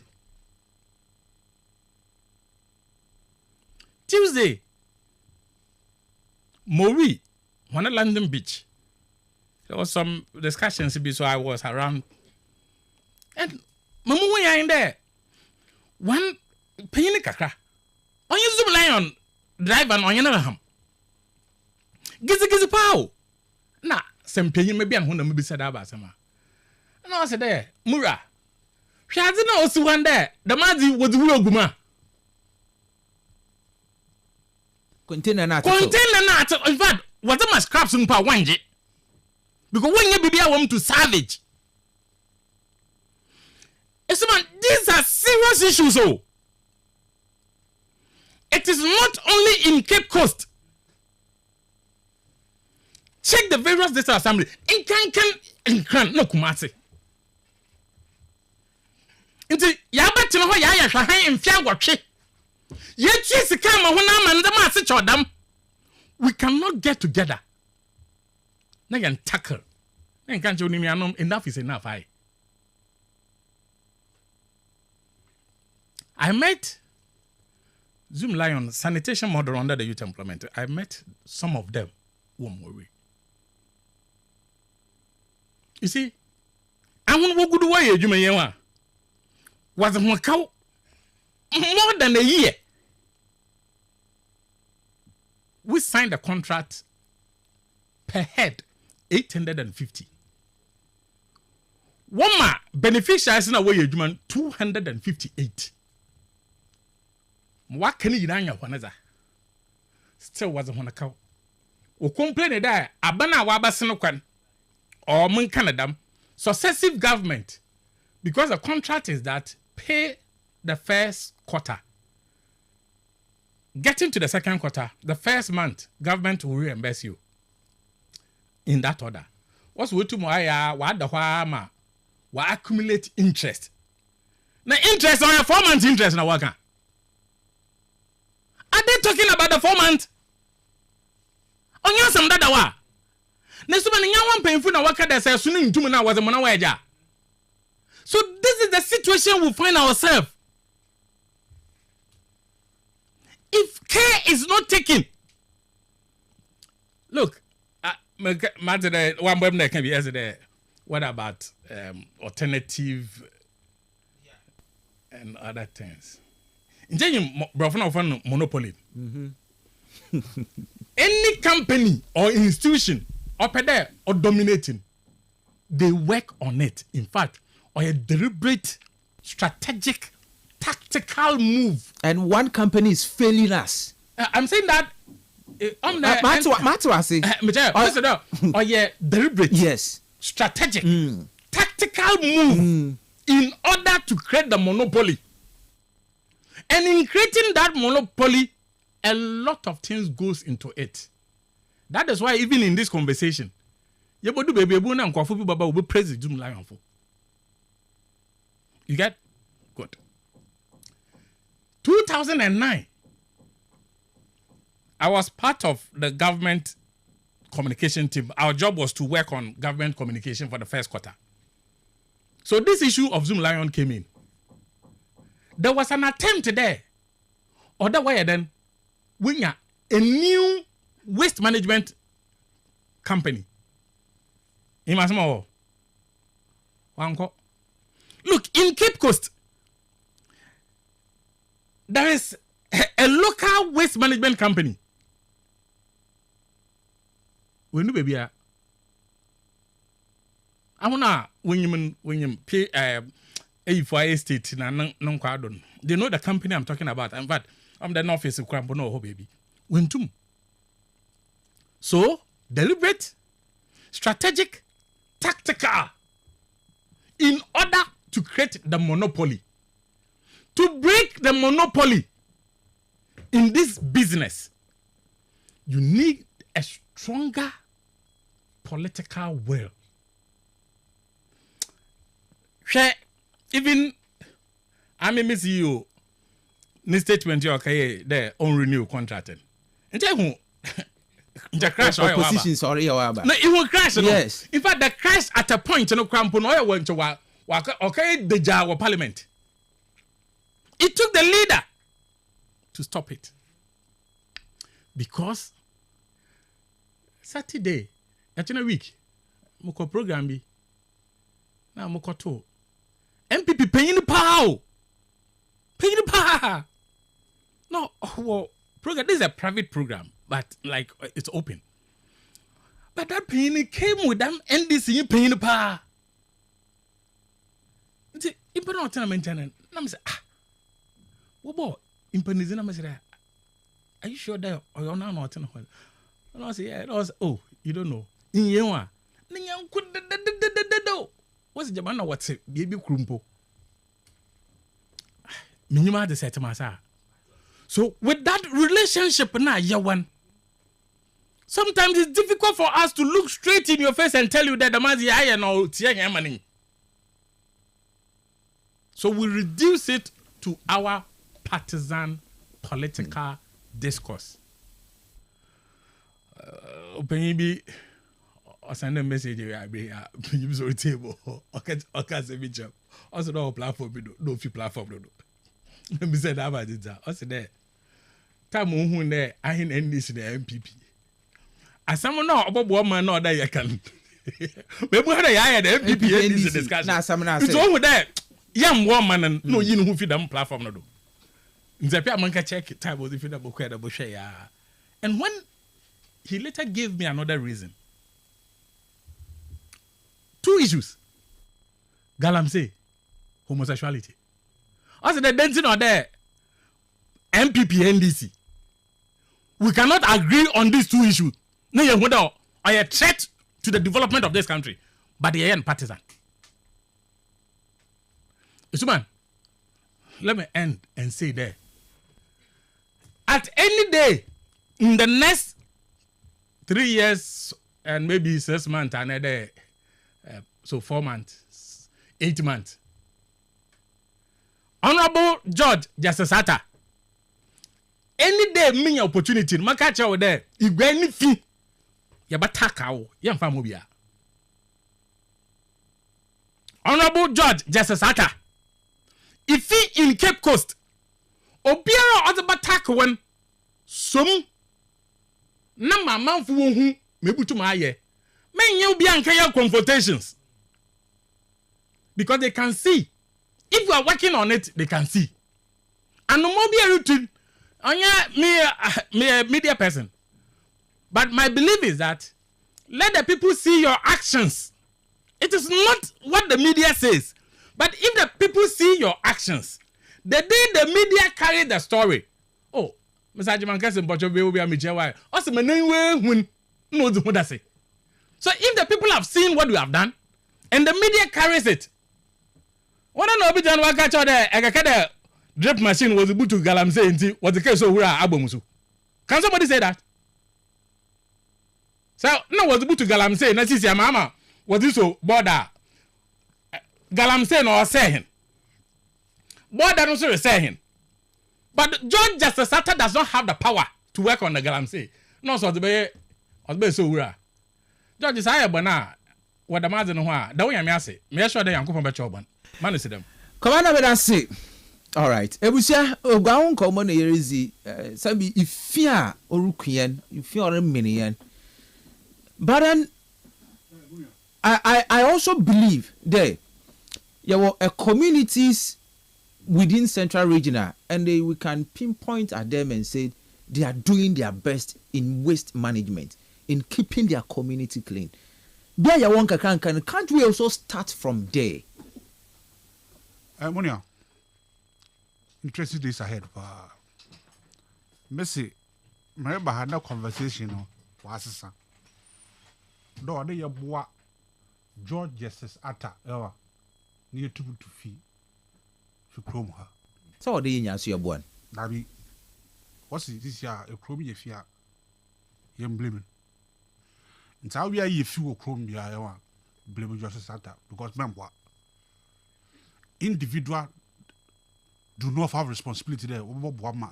Cape Coast, why if he or your judges as Justice George Atta, no responsibility there. Or more chromide in there. What's so? Fair enough. Young call that nation. When George Betsinaha, okay, the driven machines no was abano. Was the Kaya Galamsey no? No one, I mean, I wouldn't him there. The machines no one find your Galamsey. But he said it. Them back home was here no. Sebu. Would you yerene? Would you to fool? Another what is so bad. Mula. But I say Kruma ha 1 year Galamsey wa ha. That's not what justify them as why make them statements now. You're okay. But I'm assuming there. Sebu. Galamsey awayen or ye excavators, drip machine excavators can come. Now back home no friend excavator, the mission one. But you see, Munia, I don't celebrate mediocrity.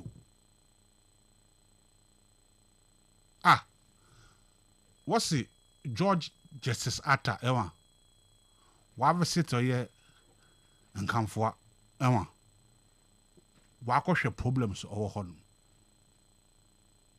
Whatever sit and come for, Waka share problems of no wash your body or make sure that the run and the men's amount of one. Why did they?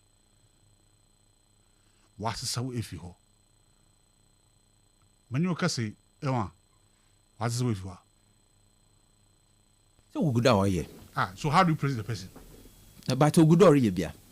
The bottom line or they run what clear you and I'm run what clear. What good that men wouldn't run go and so talk or push and run go got a smile. As o good do. All by ye. It's been praising. Good or ye. Some praises are was so. Into good or ye. My example. Because Cape Coast North from war. And my catch up will be a matter now, none.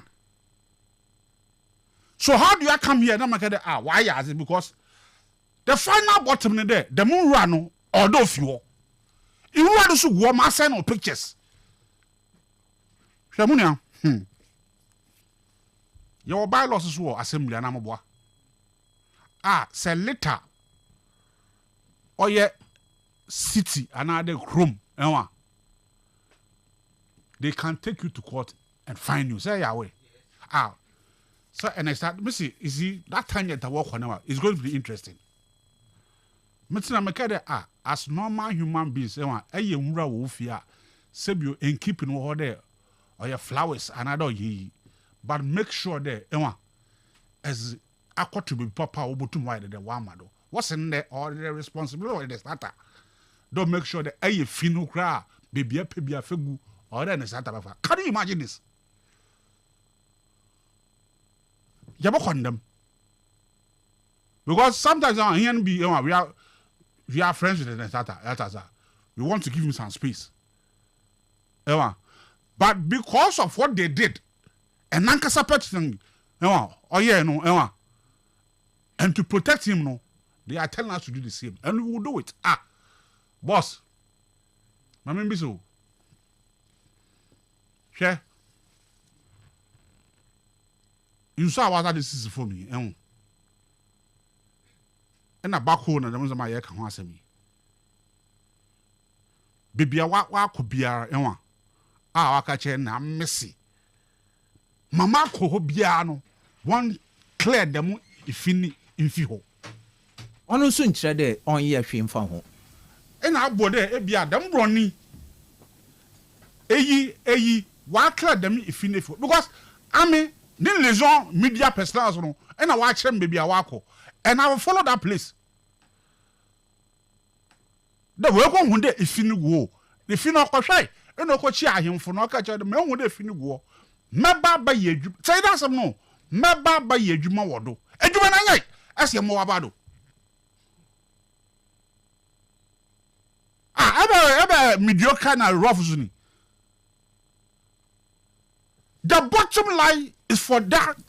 But so why don't you wait? There one quiet, then you have a cause to talk. And I don't know so about on ye. Why would you still blame me or complain? Maybe complain. Maybe I'm saying the conversation have changed because I already have one more than Igwe. Atu. As some of me, you know, and I'm making next time you okay, no, this time around, no. As you watch, they said, "But yen kiesika," and I'm just scared about the other door. And I see Nipa Chrono. Why saw him from into our catcher? Baby, would the figure?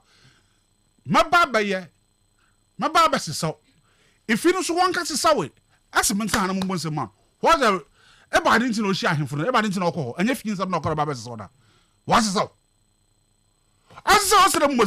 The intention on your good intention, then you know, Bibi on any do obey. So the bottom line is what to clear it. Yes. Okay. So how do I applaud him? Mr. Zuma catch out there. No one offer one spokesperson to be better than have a catch there. Up on the Cape Coast, and I'm saying that our audio no hobo. There, baby, I was struggling now. Walk when you now, the moon run, why clear if what I'm so young?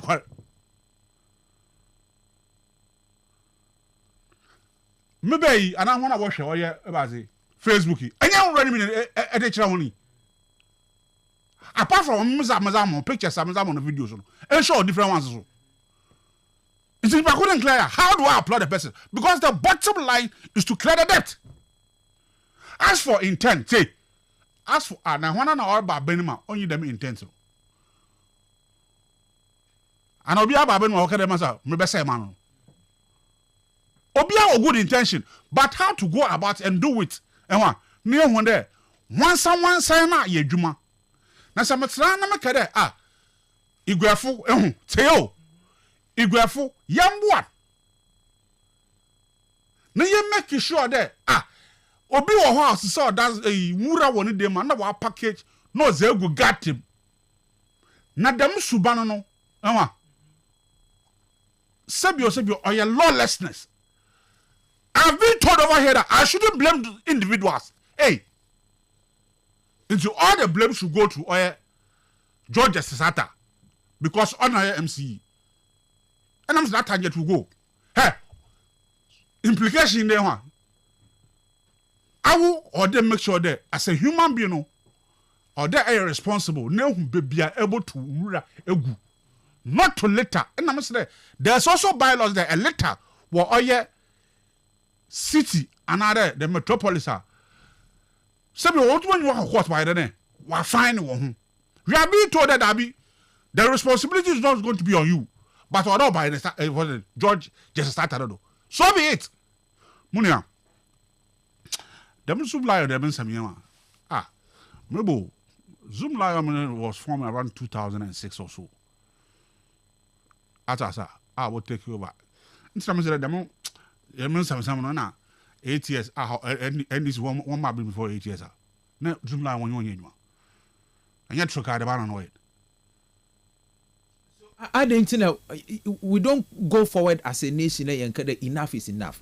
Certain contracts, we need to cancel those contracts. Maybe that's not about okay. Messi, even every district, another municipal, and come one and someone in there, we'll make sure that we one or yeah, company or collect waste. Not the more central contract, now what's in my all assemblies, no one year now, we'll make sure that municipals not by one item. Well, one as as far as McCain, say you are Benjamin or being country na Benjamin. The long time, especially tell you, fault that another lander, baby, what to real go. And this American solution one manifesto no. That's page 113. There, about construct or your recycling plant. Now one dump them no, but or your 4 years as something here. Yeah, can only a long term. We will hold them accountable for them to do that. Make a mark as someone. You run any function because only mayor, so don't make sure that we clean the room. Now, I can't say me to the extent that I'm linking to the decongestion of roads and the mountains in America. Or then you pack on there. Or the Nancy from no teeth and for one another. Because I acquired the Mazi, I saw the culture there, he had yet to have an idea. Yet the more than position. But I didn't saw you know, no, as a dinner or yeah, as a papa. Tidama a park a car wrongly. Oh, baby, Emma, no, I lock no. On as a papa, maybe so. But people don't like it. People don't like it because we feed them no, or that park maybe I'm a pay. The most important thing in the Emma support them, I bet, naked, a young support them then. Or bits in the house that Darby, the responsibility no now and a friend George you know. But I will say insist. So be a minimum money. If you na yarba on him MPP NDC, I will never do that. We have to help him. Now he has take responsibility. Near one day, Sebio. Ya murana. Baby, I was here fanguno. Yan fan kogo. Na na order was so tissue or your container so once we make sure the wabas is so wide than was our call. And I am mama. Where I say, Commander. Well, na say was a container be so na with the real man why am I? Number double for us all on fire. Yeah, then. The mean panel double for now, Benuchian account. Young can has them. I don't get it. Can I hold in I there? Canon na Odu consider what we do was there, okay, mean by your border, the kisses your border. Border no be brave or what will create because it be a way waterlog area or better warfare and I will claim land. But what you mean in Aram Wabasanokan? In the 6 places I yet you know will go. And I'm saying that Zoom Lion came in. No, Bob Wama. The Master of United and Waba. If they are not doing it, you for some one. But if you are more conversation and maybe people are not comfortable with it. But I mentioned before, in planning. And I gave you example of time I physical offender, people living with disability. then the next thing is that when you're not planning, we have to carry them along. And take a time I get child education. Oh, but in charter point, there was even a national coordinator in charge of get child education. But the planning involves, in all the time, be a bunda as a prekuna baka, so they call it mainstreaming. As abaka where we. And I'm saying that Magana yen in ebudi. If the conversation is about Ghana Fundu or to two rogo basabasa, the more we do that, when the policies are not factoring or coming together with the people's development and thinking, yeah, catch it. But man can for the planning of our various institutions. A corner year for that year to Mpanan. Or they get a come. Ah, but look, you get to some communities, okay, Mutumakada, there was some few of them. Ekwa in electric wires on a mukrum. Yes, it's part of development. I want to walk Ivory Coast, Robert Catcher, Ivory Coast, a lot of them. But there are some estates in Ghana, in Hubida. There are some estates in Ghana. Gas, was the cylinder name, you not see it. And I'm saying that in planning, all these things must be factored. But sende obine how you there. I can get what the drip machine was a kutu galam say. Na drip machine should what is so wura. Back hole was this so wura was there dana. What is it? Mo bana ma there. If you was one use my die as for. Ada oboboa omanan. I don't think there. Obia so ya na da obaka there. Obia ni fibi oyo igwe bia na Ghana hen ya won fan kasha yi bi there I wanna read wuran. That shouldn't be the conversation. I'm saying that in there. Dikisi 3 years 8 months. Honorable Judge just a starter. Obeye Chief Executive for Cape Coast. So otido obi side igwe ya ye fi. No onu na wa ya ame mesede onsom. No unprove to the people by action, not the media. But I'm kind of happy.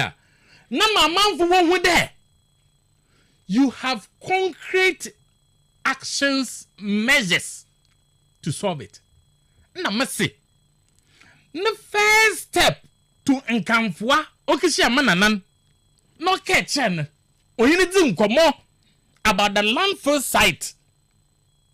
And now other issues in enkamfwa mo bana bado. Na minyime dey gwafu so mpanfu bebre bobo na about for them and when I wait. Enkan for so ya hwana daw. Da anhwe. Enche ezuma. Enkan for mu dey hwana tan road and this if ya na. Enwa kaka. I na yama asphalt you offer ho. Atase. Nti when you moving free but atase. Whatever development ya ye wo hon moving free. But the point of the matter is that sanitation issues one some na ya kan.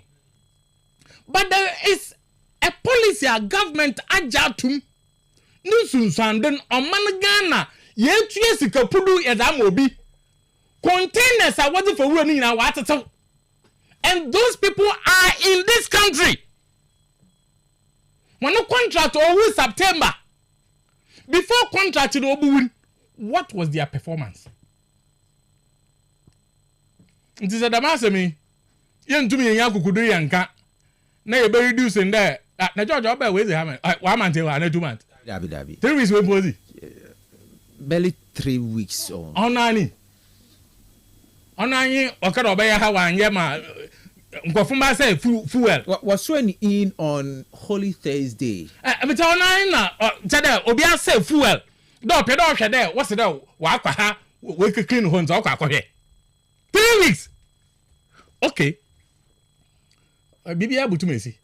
But I say, but I think there, and no matter where to CCN, you see, a man for what to happen. So the more you visit them, you engage them. It's I also on the side. You tell them what you want them to do for you, or you want to do for them. Into the main engagement, I say there, I am for it.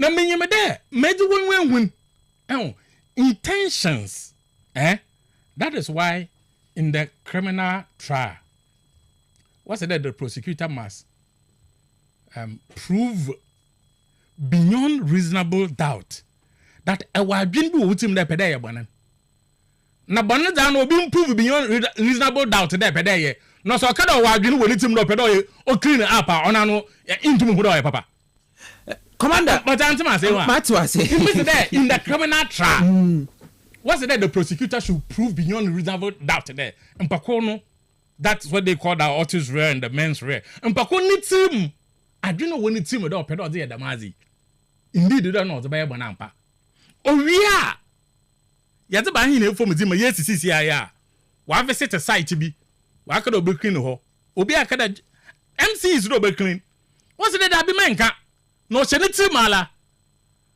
no I win interrogation area na barcode no be no so na so was here nye cleaning na drip machines na we use na nye cleaning ni so why babies na why babies are the action or the intent or the baby no one why then we materialize inti say only 1 month na wait to the man no maria why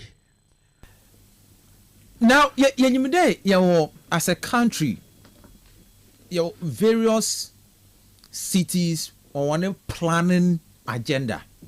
Now you're talking about planning, carrying the people along. Yeah, you sanitation will be issue. I mean, Cape Coast Metropolitan Assembly. How do we plan? Me assembly hobby. Now, Mama can be na only want plan. But in this Assembly Act, me there, before every assembly sitting, the assembly member, although engage ne illiterate, but baby are planning or what. So when you engage them, refuse disposal or the concern of the electoral area. The assemblyman and another in the assembly. Then the assembly takes a decision on it. So that when they are preparing their composite budget into it,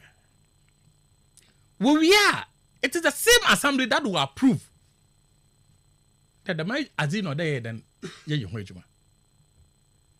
for the year, 6 months, quarter, assembly now will be determined based on what the planners will say there was often smart, that what you are trying to do should be specific and measurable, achievable, realistic, and time bound. So they will take them decision based on. That is why every this assembly was planning officer. There's planning, there is budget.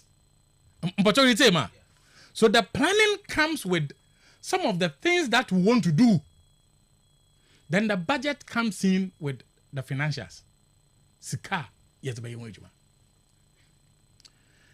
if we are planning that the major problem of the district, in this case, in the metro,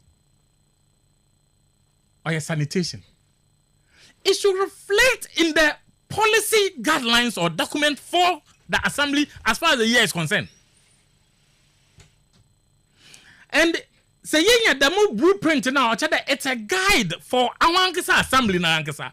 And I know that say my American on all right. Then when it comes to the implementation, you calm down because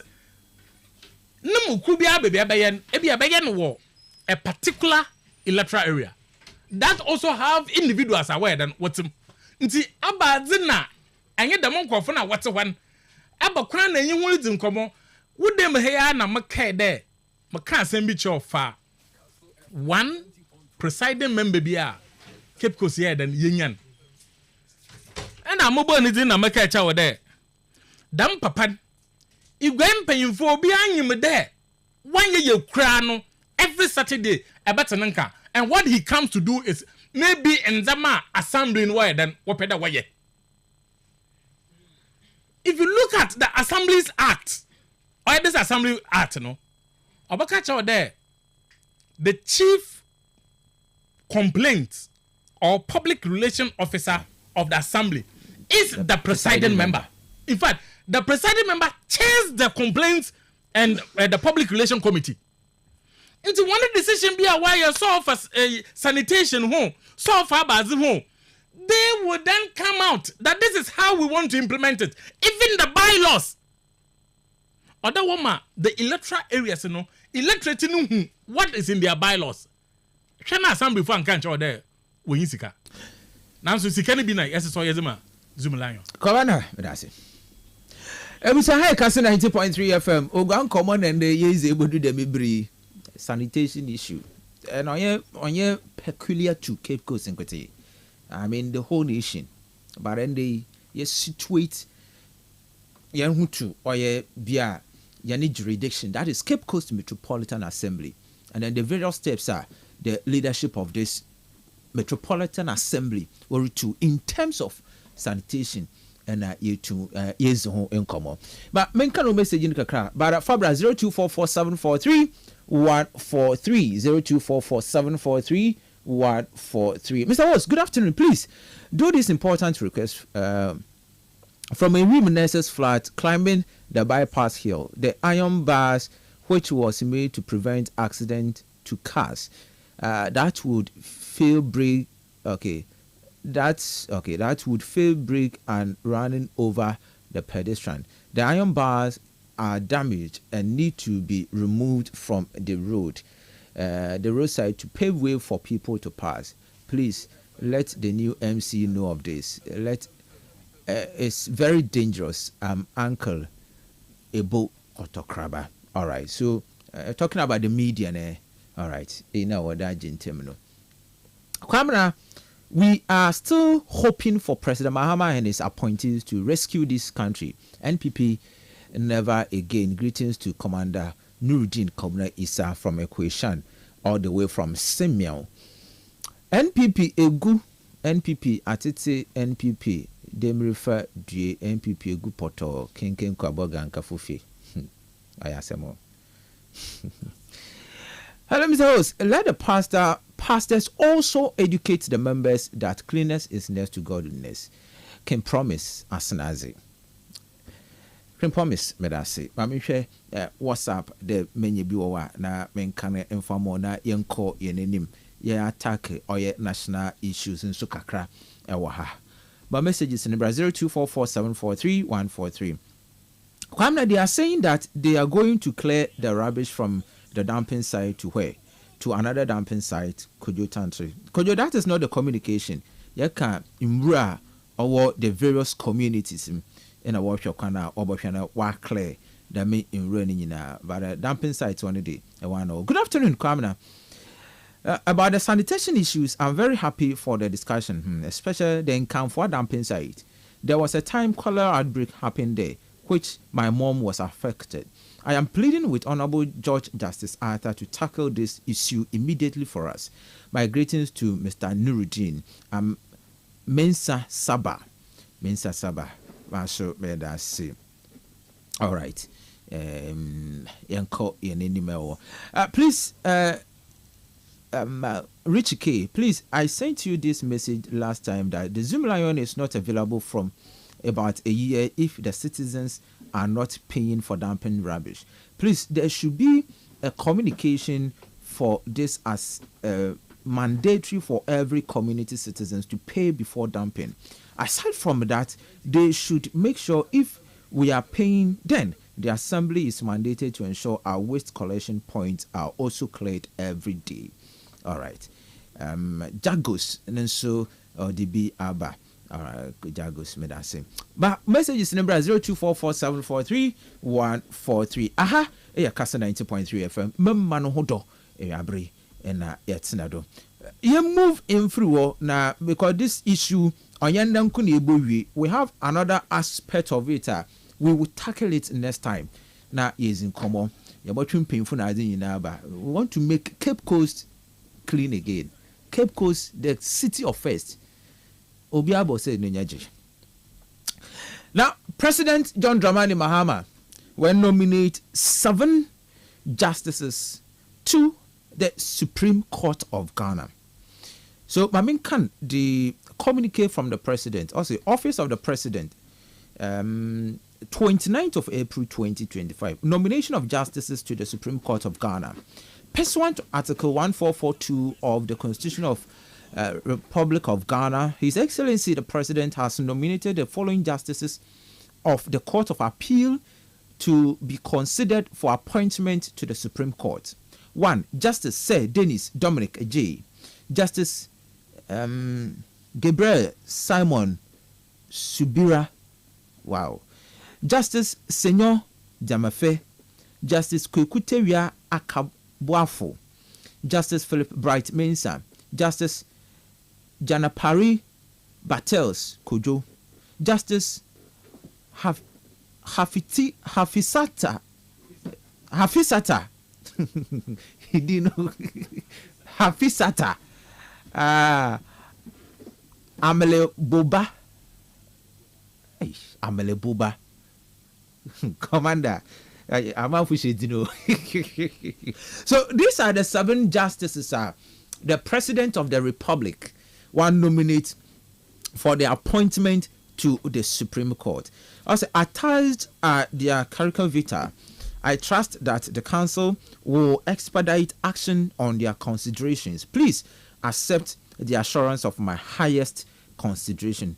Callistus Mahama, PhD, Secretary to the President, the Acting Chief Justice, Judicial Council, Accra, and then Wakope, the Vice President, and then also Chief of Staff. But mention free. Anado. Yeah, I'm 7 minutes now. And I'm a attack more issues. Oh, me too. What's up now? Marshal, appointment of justices to the Supreme Court. And the man said me, we see that and now we'll read and go back a little. We'll be our NDC manifesto, 2008 manifesto. Uncle, page 3. Law and Justices. 2008 manifesto. Oh, okay. Uncle page 3. Law and Justices. Non-co point 3. Okay. Stop the political manipulation of the justices. Place an upper limit on the number of justices on the Supreme Court. Place an upper limit on the number of justices on the Supreme Court. Only point 3, point 8 under the NDC manifesto. A crow can separate attorney generals from the Minister of Justice for efficiency and transparency. Monia, was the man semi? But women abandoned the year 2008 elections, will be this solid 8 years. I took out now. Was this policy implemented? Maybe so. So 1 year. Because at that time. But during their time, how many justices were they appointed? Yeah, but appointed as one because my City. Me too.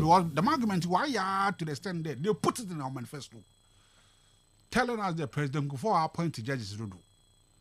Or you could follow the minister of them start you. Into one about what the upper limit what to the appointment of Supreme Court judges. 8 years or you're in a scam. Because they push this argument for Ghanaians to believe they were obey. Again, Munia, I say if you quit here, and Mamma can show. be able to make cityfmonline.com. Don't make further appointment to the Supreme Court. NDC to Akufo-Addo. See how Mr. Kwete, speaking at a press conference, the General Secretary of the NDC said President Akufo-Addo already packed the courts with too many lawyers of the MPP, and there was no need to nominate more. He added that there were enough judges on the bench to deal with judicial issues. Mr. Kwete added that if it was only fair that any such appointment were fair-reaching implications on the country's democracy, it was left for the next president, for the next president. With the general election to take place in a few months, we are of the view that President Akufo-Addo must immediately halt his plans to make any further appointment to the Supreme Court. Equal contradictions from Munia. As long as but the engine, the time Fifi Kwete making that comment, and the appointment, the former president, why yet to the Supreme Court and non-endorsement. In as much as the constitutional one far a clear cut-out point on the appointment of Supreme Court judges. In their first place, the monology will catch up limit to the Supreme Court 1 year. Okay. And maybe if the term of office of another Akufo-Addo end there, say you want to be appointment. Is that what you are telling us? So what is the essence of 50 quid and 7 no? And say why appointed loyalists to what? Why MPP to the Supreme Court? As pocket hen. Said to again, John Dramani Mahama, the president of the Republic of Ghana, CC Akache and Pay. The young courts and young justice system now, on your balance. Until NDC for 1 year, 1 home. No one brought no one appoint on to the bench so that they can be balanced. This reckless statement was made by Fifi Kwete and the NDC. My bosses are what they said Ghana for no. There was the upper limit. But the Supreme Court on 1 year. And the President John Dramani Mahama were appointed 7 justices and other judges what one called Supreme Court. Question I'm putting said in some of the and another damn for there. Those people are loyal to the MPP. Are these same people loyal to the NDC? Because the Constitution allowed the president, through the consultation with for the council, lawyer for one who advise the president. Judicial Council. Judicial Council, the microphone, who appointed judges. Because after all, so the appointment, it will go to Parliament, over one answer. Yes. That is what the law says. But we were made to believe, by the NDC there, all the justices at the Supreme Court were MPP for. And I must be sir, there in some John Mahama Kano, in a moral codice are these judges, NDC judges, our local Supreme Court. What's in some night Kano, another Sibio, and in you one baby no the name on Montan one. Na Oban Nipa or you want some I can and I'll catch up with you. Because NDC am a yacht in prefer I judges our war. Oh yeah, Ghana ha na nado danko Akufo-Addo constitution man of can do our point to what or do ko oh yeah parliament mu water tunano ansana wajina tumu where MPP for. In the NDC for answer John Mahama Kache and once waba penum come on ye lawyers are all NDC would do also most of water region one of them. Why catch him, Peter? Why you know one grade one from brand and one balance of court? See, in one hour, point one to balance the court or your NDC judges. Sasamo catch him. But I know for sure that these judges, they have been in the system. In one point, Chief Justice Impono was senior to them. The appointment in Anado are were lawyers of MPP. Maybe it's a question that the man summon a king. And see, the appointment is President John Dramani Mama telling Ghanaians there. As I'm not king, and he equates logically, are these people also the lawyers of NDC to balance the court? It's a question that you are asking. Of course. Okay. Because the man summon were appointed judges in a king. Money I have. I mean, Messi, no matter what a baby will be asked, it will definitely one day come to what? An end.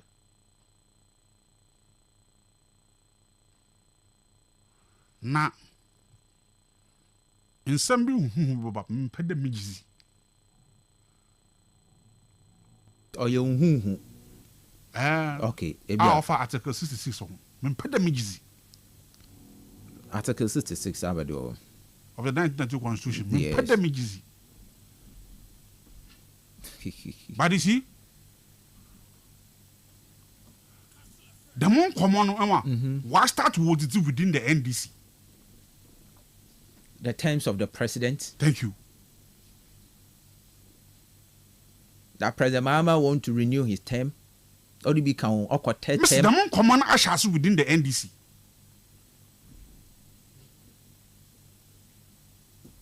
And we will forcefully resist it because the interpretation of Article 66 is very clear. 2 more appointing new judges in the Supreme Court, now 110 interpretation in mind. It will not happen. I can't tell me that's it. Commander, His Excellency the President will appoint 7 justices to the Supreme Court. Me too. I bear was say area the bonnet through say or funding sign. No, the other one that has to do with the dreams or the smart day, you know. I have a boy. What's area that my boy also so hard day. I mean, what is this discussion? Every 4 years, political party be a call with a manifesto. No, it's my Ghana from whatever. 2008, NDC went with a manifesto. We won elections. 2012, yes, he manifesto quay. We won elections. 2016, yes, he manifesto quay. Ghana first one pay. 2020, yes, he manifesto quay. Ghana first one pay. 2024, yes, a manifesto quay. Ghana far to Obama hen. Maybe implementer. Asama Obama ya kan yesterday yam kwa 2008 manifesto. What is this? What is the relevance of 2008 to 2025? But why? Is what is stated in the 2008 manifesto captured into 2024? I mean, this one, the American Psychology Association, where you are citing some of these references. What's a reference to be almost 5 years, it's 10 years. I think I will research. I won't find you. We feel that I am rough because the reference should be relevant to the discussion now area, no, and it should be within some period. That is why there will be more reference on there 20 years ago, 30 years ago. Okay. Isman. Article 1 forces on the power to the president to appoint and disappoint. In fact, I think Article 69 on an Okasafa the 3 arms of government, judiciary, legislature, and executive. James the president also got no constitution or the baby Ashawa Utu was it to now. Neta Musimpo Utu waited. Speaker of Parliament. Neta Monsinya. Constitution and war, and maybe I would was a jet was it. Into my MPP for ye. Are you sure there? Senche Speaker Babin. No busy petitioner could the wound to nine people down where. Men people for 1.7 million year. Why you want to assassin? Say sure pardon or busy petitions to parliament. They will impeach the president. MPP for my work get the same thing over. Now you begin to Musuni. Oh, tia, when you go out to your DM, a member, and a Ghana for more than 1.7 million, unprecedented. They've not learned lessons. Members are some go. The first judge in Ebony's in our Supreme Court said Dennis something. If you read about him, or what did the one sana? I don't know go for unanimous FCA was obey. Damadan, you know what did Sir Dennis Dominic. Dennis. No, what did that? So no. Why MPP selection? No one can now. You see the logic now how we raise it now? Because it is your experience at the appeals court on the Butumas Wako. Number what did that do? In fact, the acting CJ were appointed in 2008 by President Kufuor. So I had the Mamia, or you saw above we. Justice Bafu Bonnie. Yes. I had the Mammy or saw above for Mammy. Abba Pano by ye, CJ. And before we get no back at the Mazami. Now, men, Wilson, no good rule. The appointment of CJ, is it by the number of years at the bench or by the discretion of the president? Actual application that in every application for employment, the employer is interested in your experience. It's number of years that you've worked. That is why even in some advertisement, they will give you the number of years or the experience and ansana. Abai, esuma no. Inti obia wa appointing way back 2008. The impending year experience enough to be the CJ. Nemo munu junior no mama papa no. You know something? I am disappointed in a lot of MPP family who can read and understand. I am highly disappointed. In fact, when we been on here, much of our custom boy buna awesome. In sense of na. Ade. It's my brother of a legacy. So because the legacy I said. Adibia wager to. Jinapini be a wager to. Exactly. My mother was at your show at President Mahama consistently also this 2025-2028 or your legacy term MPP was the one to say. It's what the master means today about how you can. I'm a micro minority for so I don't know what's there. What's up? Mobile, share. Abriana, Mediana Secretary, Honorable Fifi Fiabiquiti. All Kasafa, the appointment to the Supreme Court. In fact, you know, Madana and Haku for the Opedoya.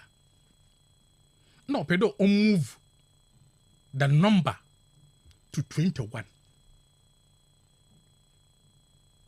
In fact, Sadamazanewa, Sagana Fankasa, he was going to end up being the first in the history of this country. While appoint more judges. But in most of the cases, I yati hengwe. Eso ba no mo hieze na pana na watena do wabultan. Okay bia. 7. 8 mbom 9 mbom. 7. 2012 election petition. Now No, we are 9. Yes. 110. But that's my say. Okay.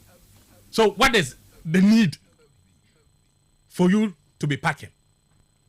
But today, the same people who see or who saw nothing with hitting the 21 mark, we are doing 19. So currently, you're 14. 14. 2 of them are going on retirement this year. Okay. So you're being at 12. Into 12, it's on the 7 plus 19. The people who saw nothing wrong with 21, all of a sudden, they see something wrong with 19. Now 21 and 19 are his also. Why are they not advancing the same argument in this? Because time now when I'm going to sorry but I'm for. Okay, Beniza, sorry, he needs you now until we have to do the partisan. But at that point, you thought there it was okay. But Odu John Mahama not do that. Sabi ononya impact. It's on our point 7 na wa musu na go for our point time.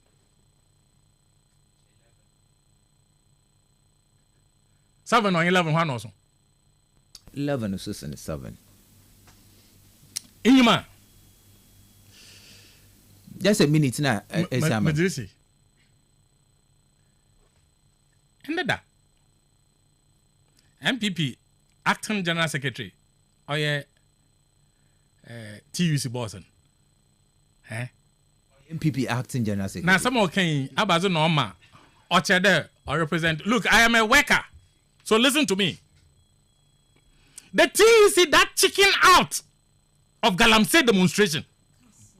In there. Now some other kind of president on has him slowly. Tell me. Abambre no Ghana ha. President Mahama. Wafum. One fine year juma as far as suspension of the CJ is concerned. Mbocho, etida was the President Mahama say asoje fu ekugu CJ no face there onfio. Was through by petition. So if somebody says there the president should hasten slowly, what does it mean? On your MPP and Jabaka Mazami. Or a Ghanaian, so can't he share his consent? The Ghana even put use them where the president should hasten slowly. But or a Ghanaian? No, I'm into argument and I say your choice of words will define who you are. Who you are. Okay. So look at this. Former CJ. They say what about a haircut tomorrow? Awkward demonstration. Yeah. Sufaya Kufu. We are told there at the Council of State voting on whether to proceed. Nankotin or abstaining. But you tell me, tell him that President the John Dramani Mahama on Northern Core Council of State. Yeah. Do you know why she's there? Because the Constitution or there, there's what we call institutional representation at the Council of State. But don't let any MPP fool you. At the time of our appointing, there was another former Chief Justice. Okay. So President Mahama decided they don't know. However, her dissenting views doesn't make her there. Subject to pressure. But after the work there, the president should hasten slowly. No. In where you use those words against your president, when the clear cut rules, or there for those years. Na amfado na ekafa shortcut. Nje wofana Joshua Ansa, he should have used that word. After that, Federation of Labor when the general secretary also then Jokaji Mike Finisem, President Intina Wanje, ata. So what I'm saying, what's there? The views. I feel Mike in an MPP for when the views now or expressing. Or by your no for your marking and not the Trade Union Congress. But I say, Commander Comna is a Nuruddin. But when we are home into now, unsu brimbi, you are here for an touch and as a sorry. It's only 45 past 4 and see you 15 minutes ahead of us. May the BT unsu was it about 30 seconds till na ayamam and they call 0244408046 0244408354. Good evening. Good evening. Yes, boss. Hello. Good evening. Maybe I want to interview. Singapore. Singapore. All right. Okay. Yes, Singapore. Okay. Okay. More pedo. Okay. Good evening, Chairman. All right. Our 10 seconds mean too.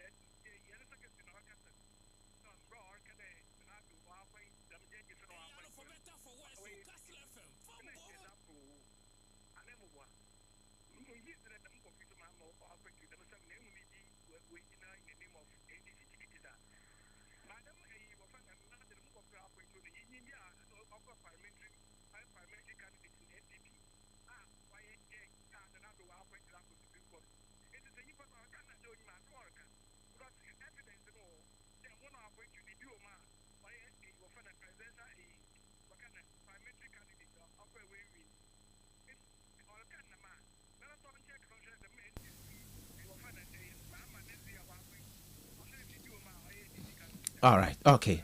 Master Bidasi Chairman. Good evening. Good evening. Yes, boss. Put your 10 seconds, me too. But from too. All right. Okay. But is it wrong with the president? On stand outside. No pen. I can't fire Chief Justice issue. No. We follow the process. According to the Constitution. Okay. But we former AEP one. Mosha and number 2 in this one. Charlotte say. Okay. Charlotte say. Let the president okay they be choked with the Ben and people work it do one. No more ye. And man yan ye chichi manu. What some brand was there? Some brand today, woman from Brando. No man friend yan personal interest. Because me NPP is I didn't get in put them support that no yet. No man yet them. I know why I'm a done in the time you see. That's it. Okay. Good evening. Good evening, yes, man. Alaji. Yeah, salam alaikum. Wa alaikum salam. 10 seconds, me too. Yo, Mr. Malam, maybe in a artisan. Say, MPP, yes, I. Young boy, young home was in sanitation. And you soon a sanitation lady, yes, a bagana. You may be said living up the human or by a Mangana in terms of sanitation. I say, man, is a top. Mande, Corora, or looking in past. You miss a empty time, that's in a hint no providing by nation. Okay, Yato Ambazama, Excellency John Draman Mahama. Yes, Ghana say, Ghana for Yan Jimtum, and then you Jitum, yes, the answers are now my Ghana ye. A corner buffer the Ghana ye busy, and then a Ghana for Yagin. On your MPP full interest, them on work it. Because I want my own work no so we are machina, and say you change one 1 million, 1.7 million. So that when you have a farmer, Papa, more your baby, because he's the big of Ubotum. The better than the Yaji. MPP judges were what the Yaji say. I'll give it a say. I'm sure. Good evening. Yes, sir. But what I mean, Sakani? Okay, answer for two mean too. Oh, many Chama, somebody a good machine or whatever. MC also know what you see. Papa Jina, will I know me your client to wins him? Hello? Yes, sir. Also know what the Botu Galamsi. But bandana and the dam at the same machine was a clean up. I wouldn't know from Galamsi side, no from Botu Galamsi. Yeah, you come out to Galamsi, Waha. And I wouldn't know what the Botu Galamsi. So, when to Galamsi, I wouldn't also know what Botu Galamsi. Oh, when sometimes the air, woman, say, opposition, young most may a bacasa. But that's Good evening. Good evening, Uncle. Yes, sir. From a game of Kastle. All right, thank you, Jim. Never now, no, Buna. Also, where's the petty? Most sold. Gamina, and then them naughty. A kitty petty, most sold into Coventry, Timothy Gamina, as I'm not. All right. Now,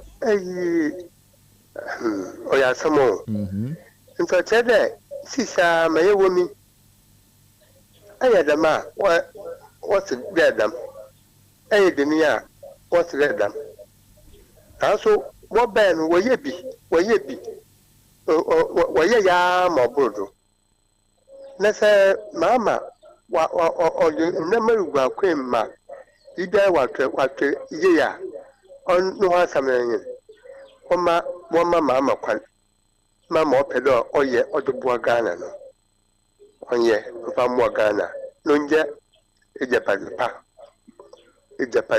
Papa, Mamma, on ye, legacy now, Naricano, Ijapadi. All right. On the Macacho. But I say, Papa. Good evening. I'm Jennifer 10 seconds, me too. You might have said.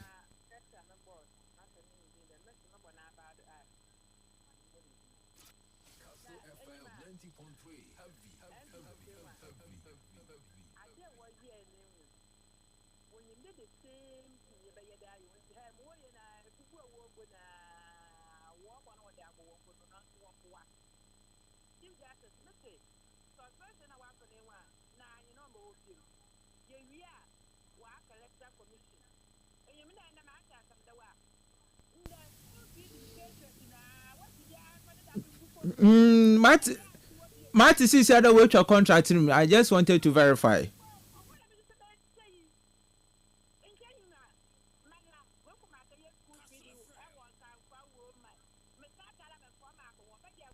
Hey.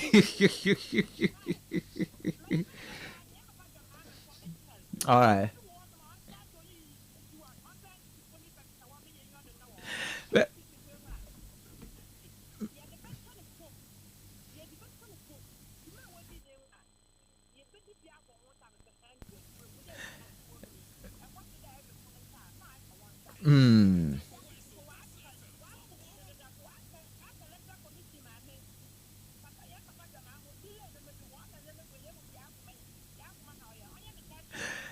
But that's it.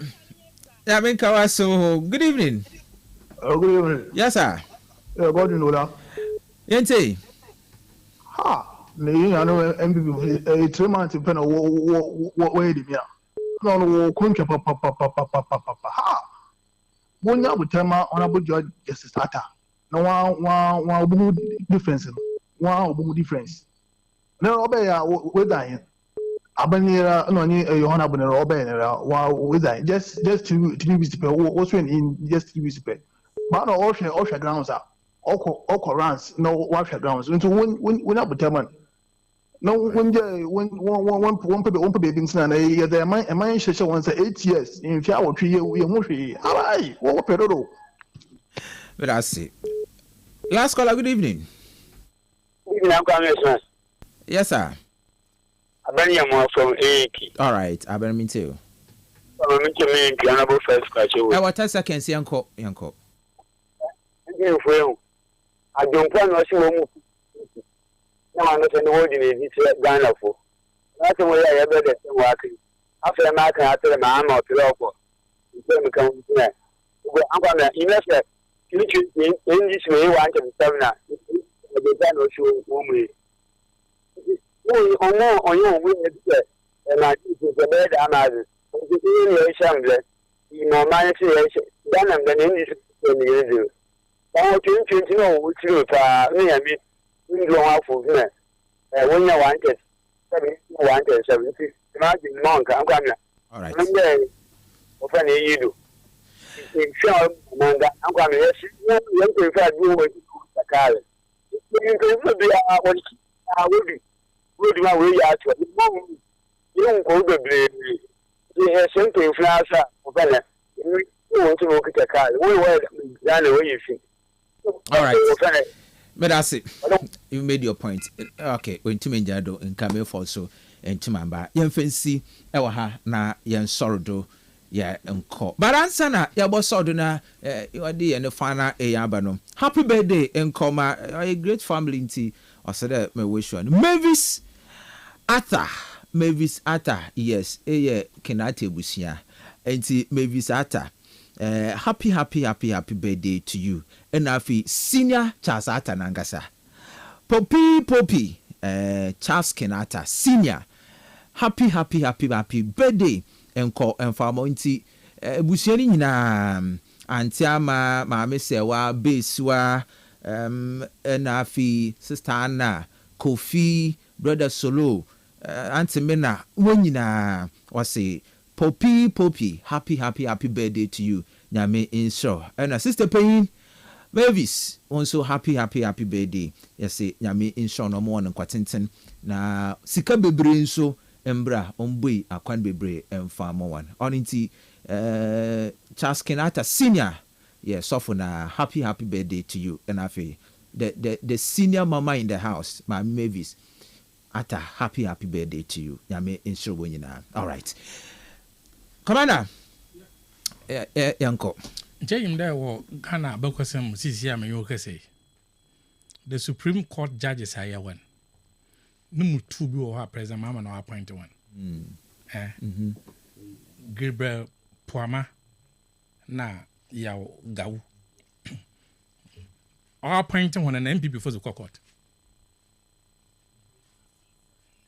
The unqualified or the Supreme Court. In fact, Gabriel Poama. No problem in there. Or a politically exposed person. Abaza, why a MP da?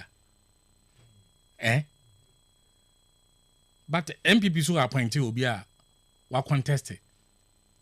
Gabriel Poama na ye MP da. Until you don't call. Okay. Supreme Court. Okay. Was a court. Na MPP so wa appointed will be a contested. Onya da wo. Nancy ala wo be ya e da no wo mo 1.6 million 1.7 million was ko vie. They did it. It's Sunday. In your attempt, the air 11 year na peda as a 5 can home or 16. Ghana farm pin. You were looking at 21. Ghana farm pin. We were bufunzi na 1.7 million as a coffee. Today, I want to go 21. Na say there you are okay. And you na bokwa sampa what's all dangerous pa. You gudi ya kan bi ye tite so ye bisa. In the history of Ghana or your Supreme Court. And not the first time Chief Justice na nkesa recommend nkrofo other kama president there the mun kwafon ko Supreme Court by force. What is your interest? Is one important man say one. Supreme Court Chief Justice in a law. So if you look at the processes in appointing judges, Article 144 no. Yeah, so you look at the composition of the Superior Court of Judicature. That is the Supreme Court, yes. The Appeals Court, and the High Court and all that. If you look at them, or you're the president in consultation with the Judicial Council through Parliament. But in the case of Nana Akufo-Addo, no, MPP, National Women Organizer, or suspension. Great or a Chief Justice. But in time of where is it, more than you can. All right, but say mobile. So, or a neutral person. Then, MPP for one April we go. So, a neutral person or serve Ghana for Obiang in Shaya Article 146. Also, when you're on the good way. Incident in MPP for no way interested there by force or my military. Minority leader. The beneficiary of some of the actions of the Gertrude Tokono administration. How? So, court in a win case. Unprecedented. Supreme Court. Or court Thursday, Friday, will to sit. Only the Wagana because I'm with that. Commander, I say, I got to. Munia. topic as mind and discuss. President Mahama nominees 7 judges appointed to the Supreme Court page. Them topic as mind of Article 141. Of Article 141. And the overcatcher in there. Supreme Court judge now was suspended or a national women's organization. A national council.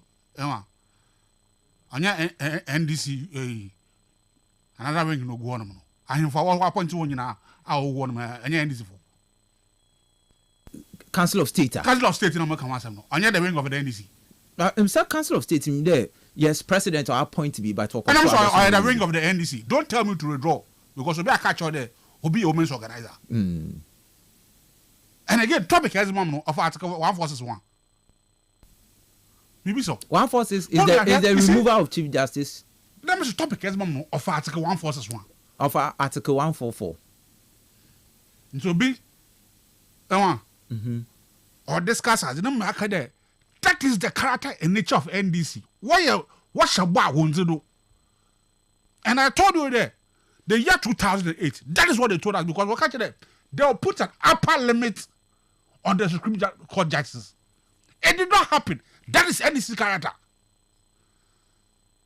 Now, a person in this line, I shouldn't talk about it. Namobo, you are starting to choose in here.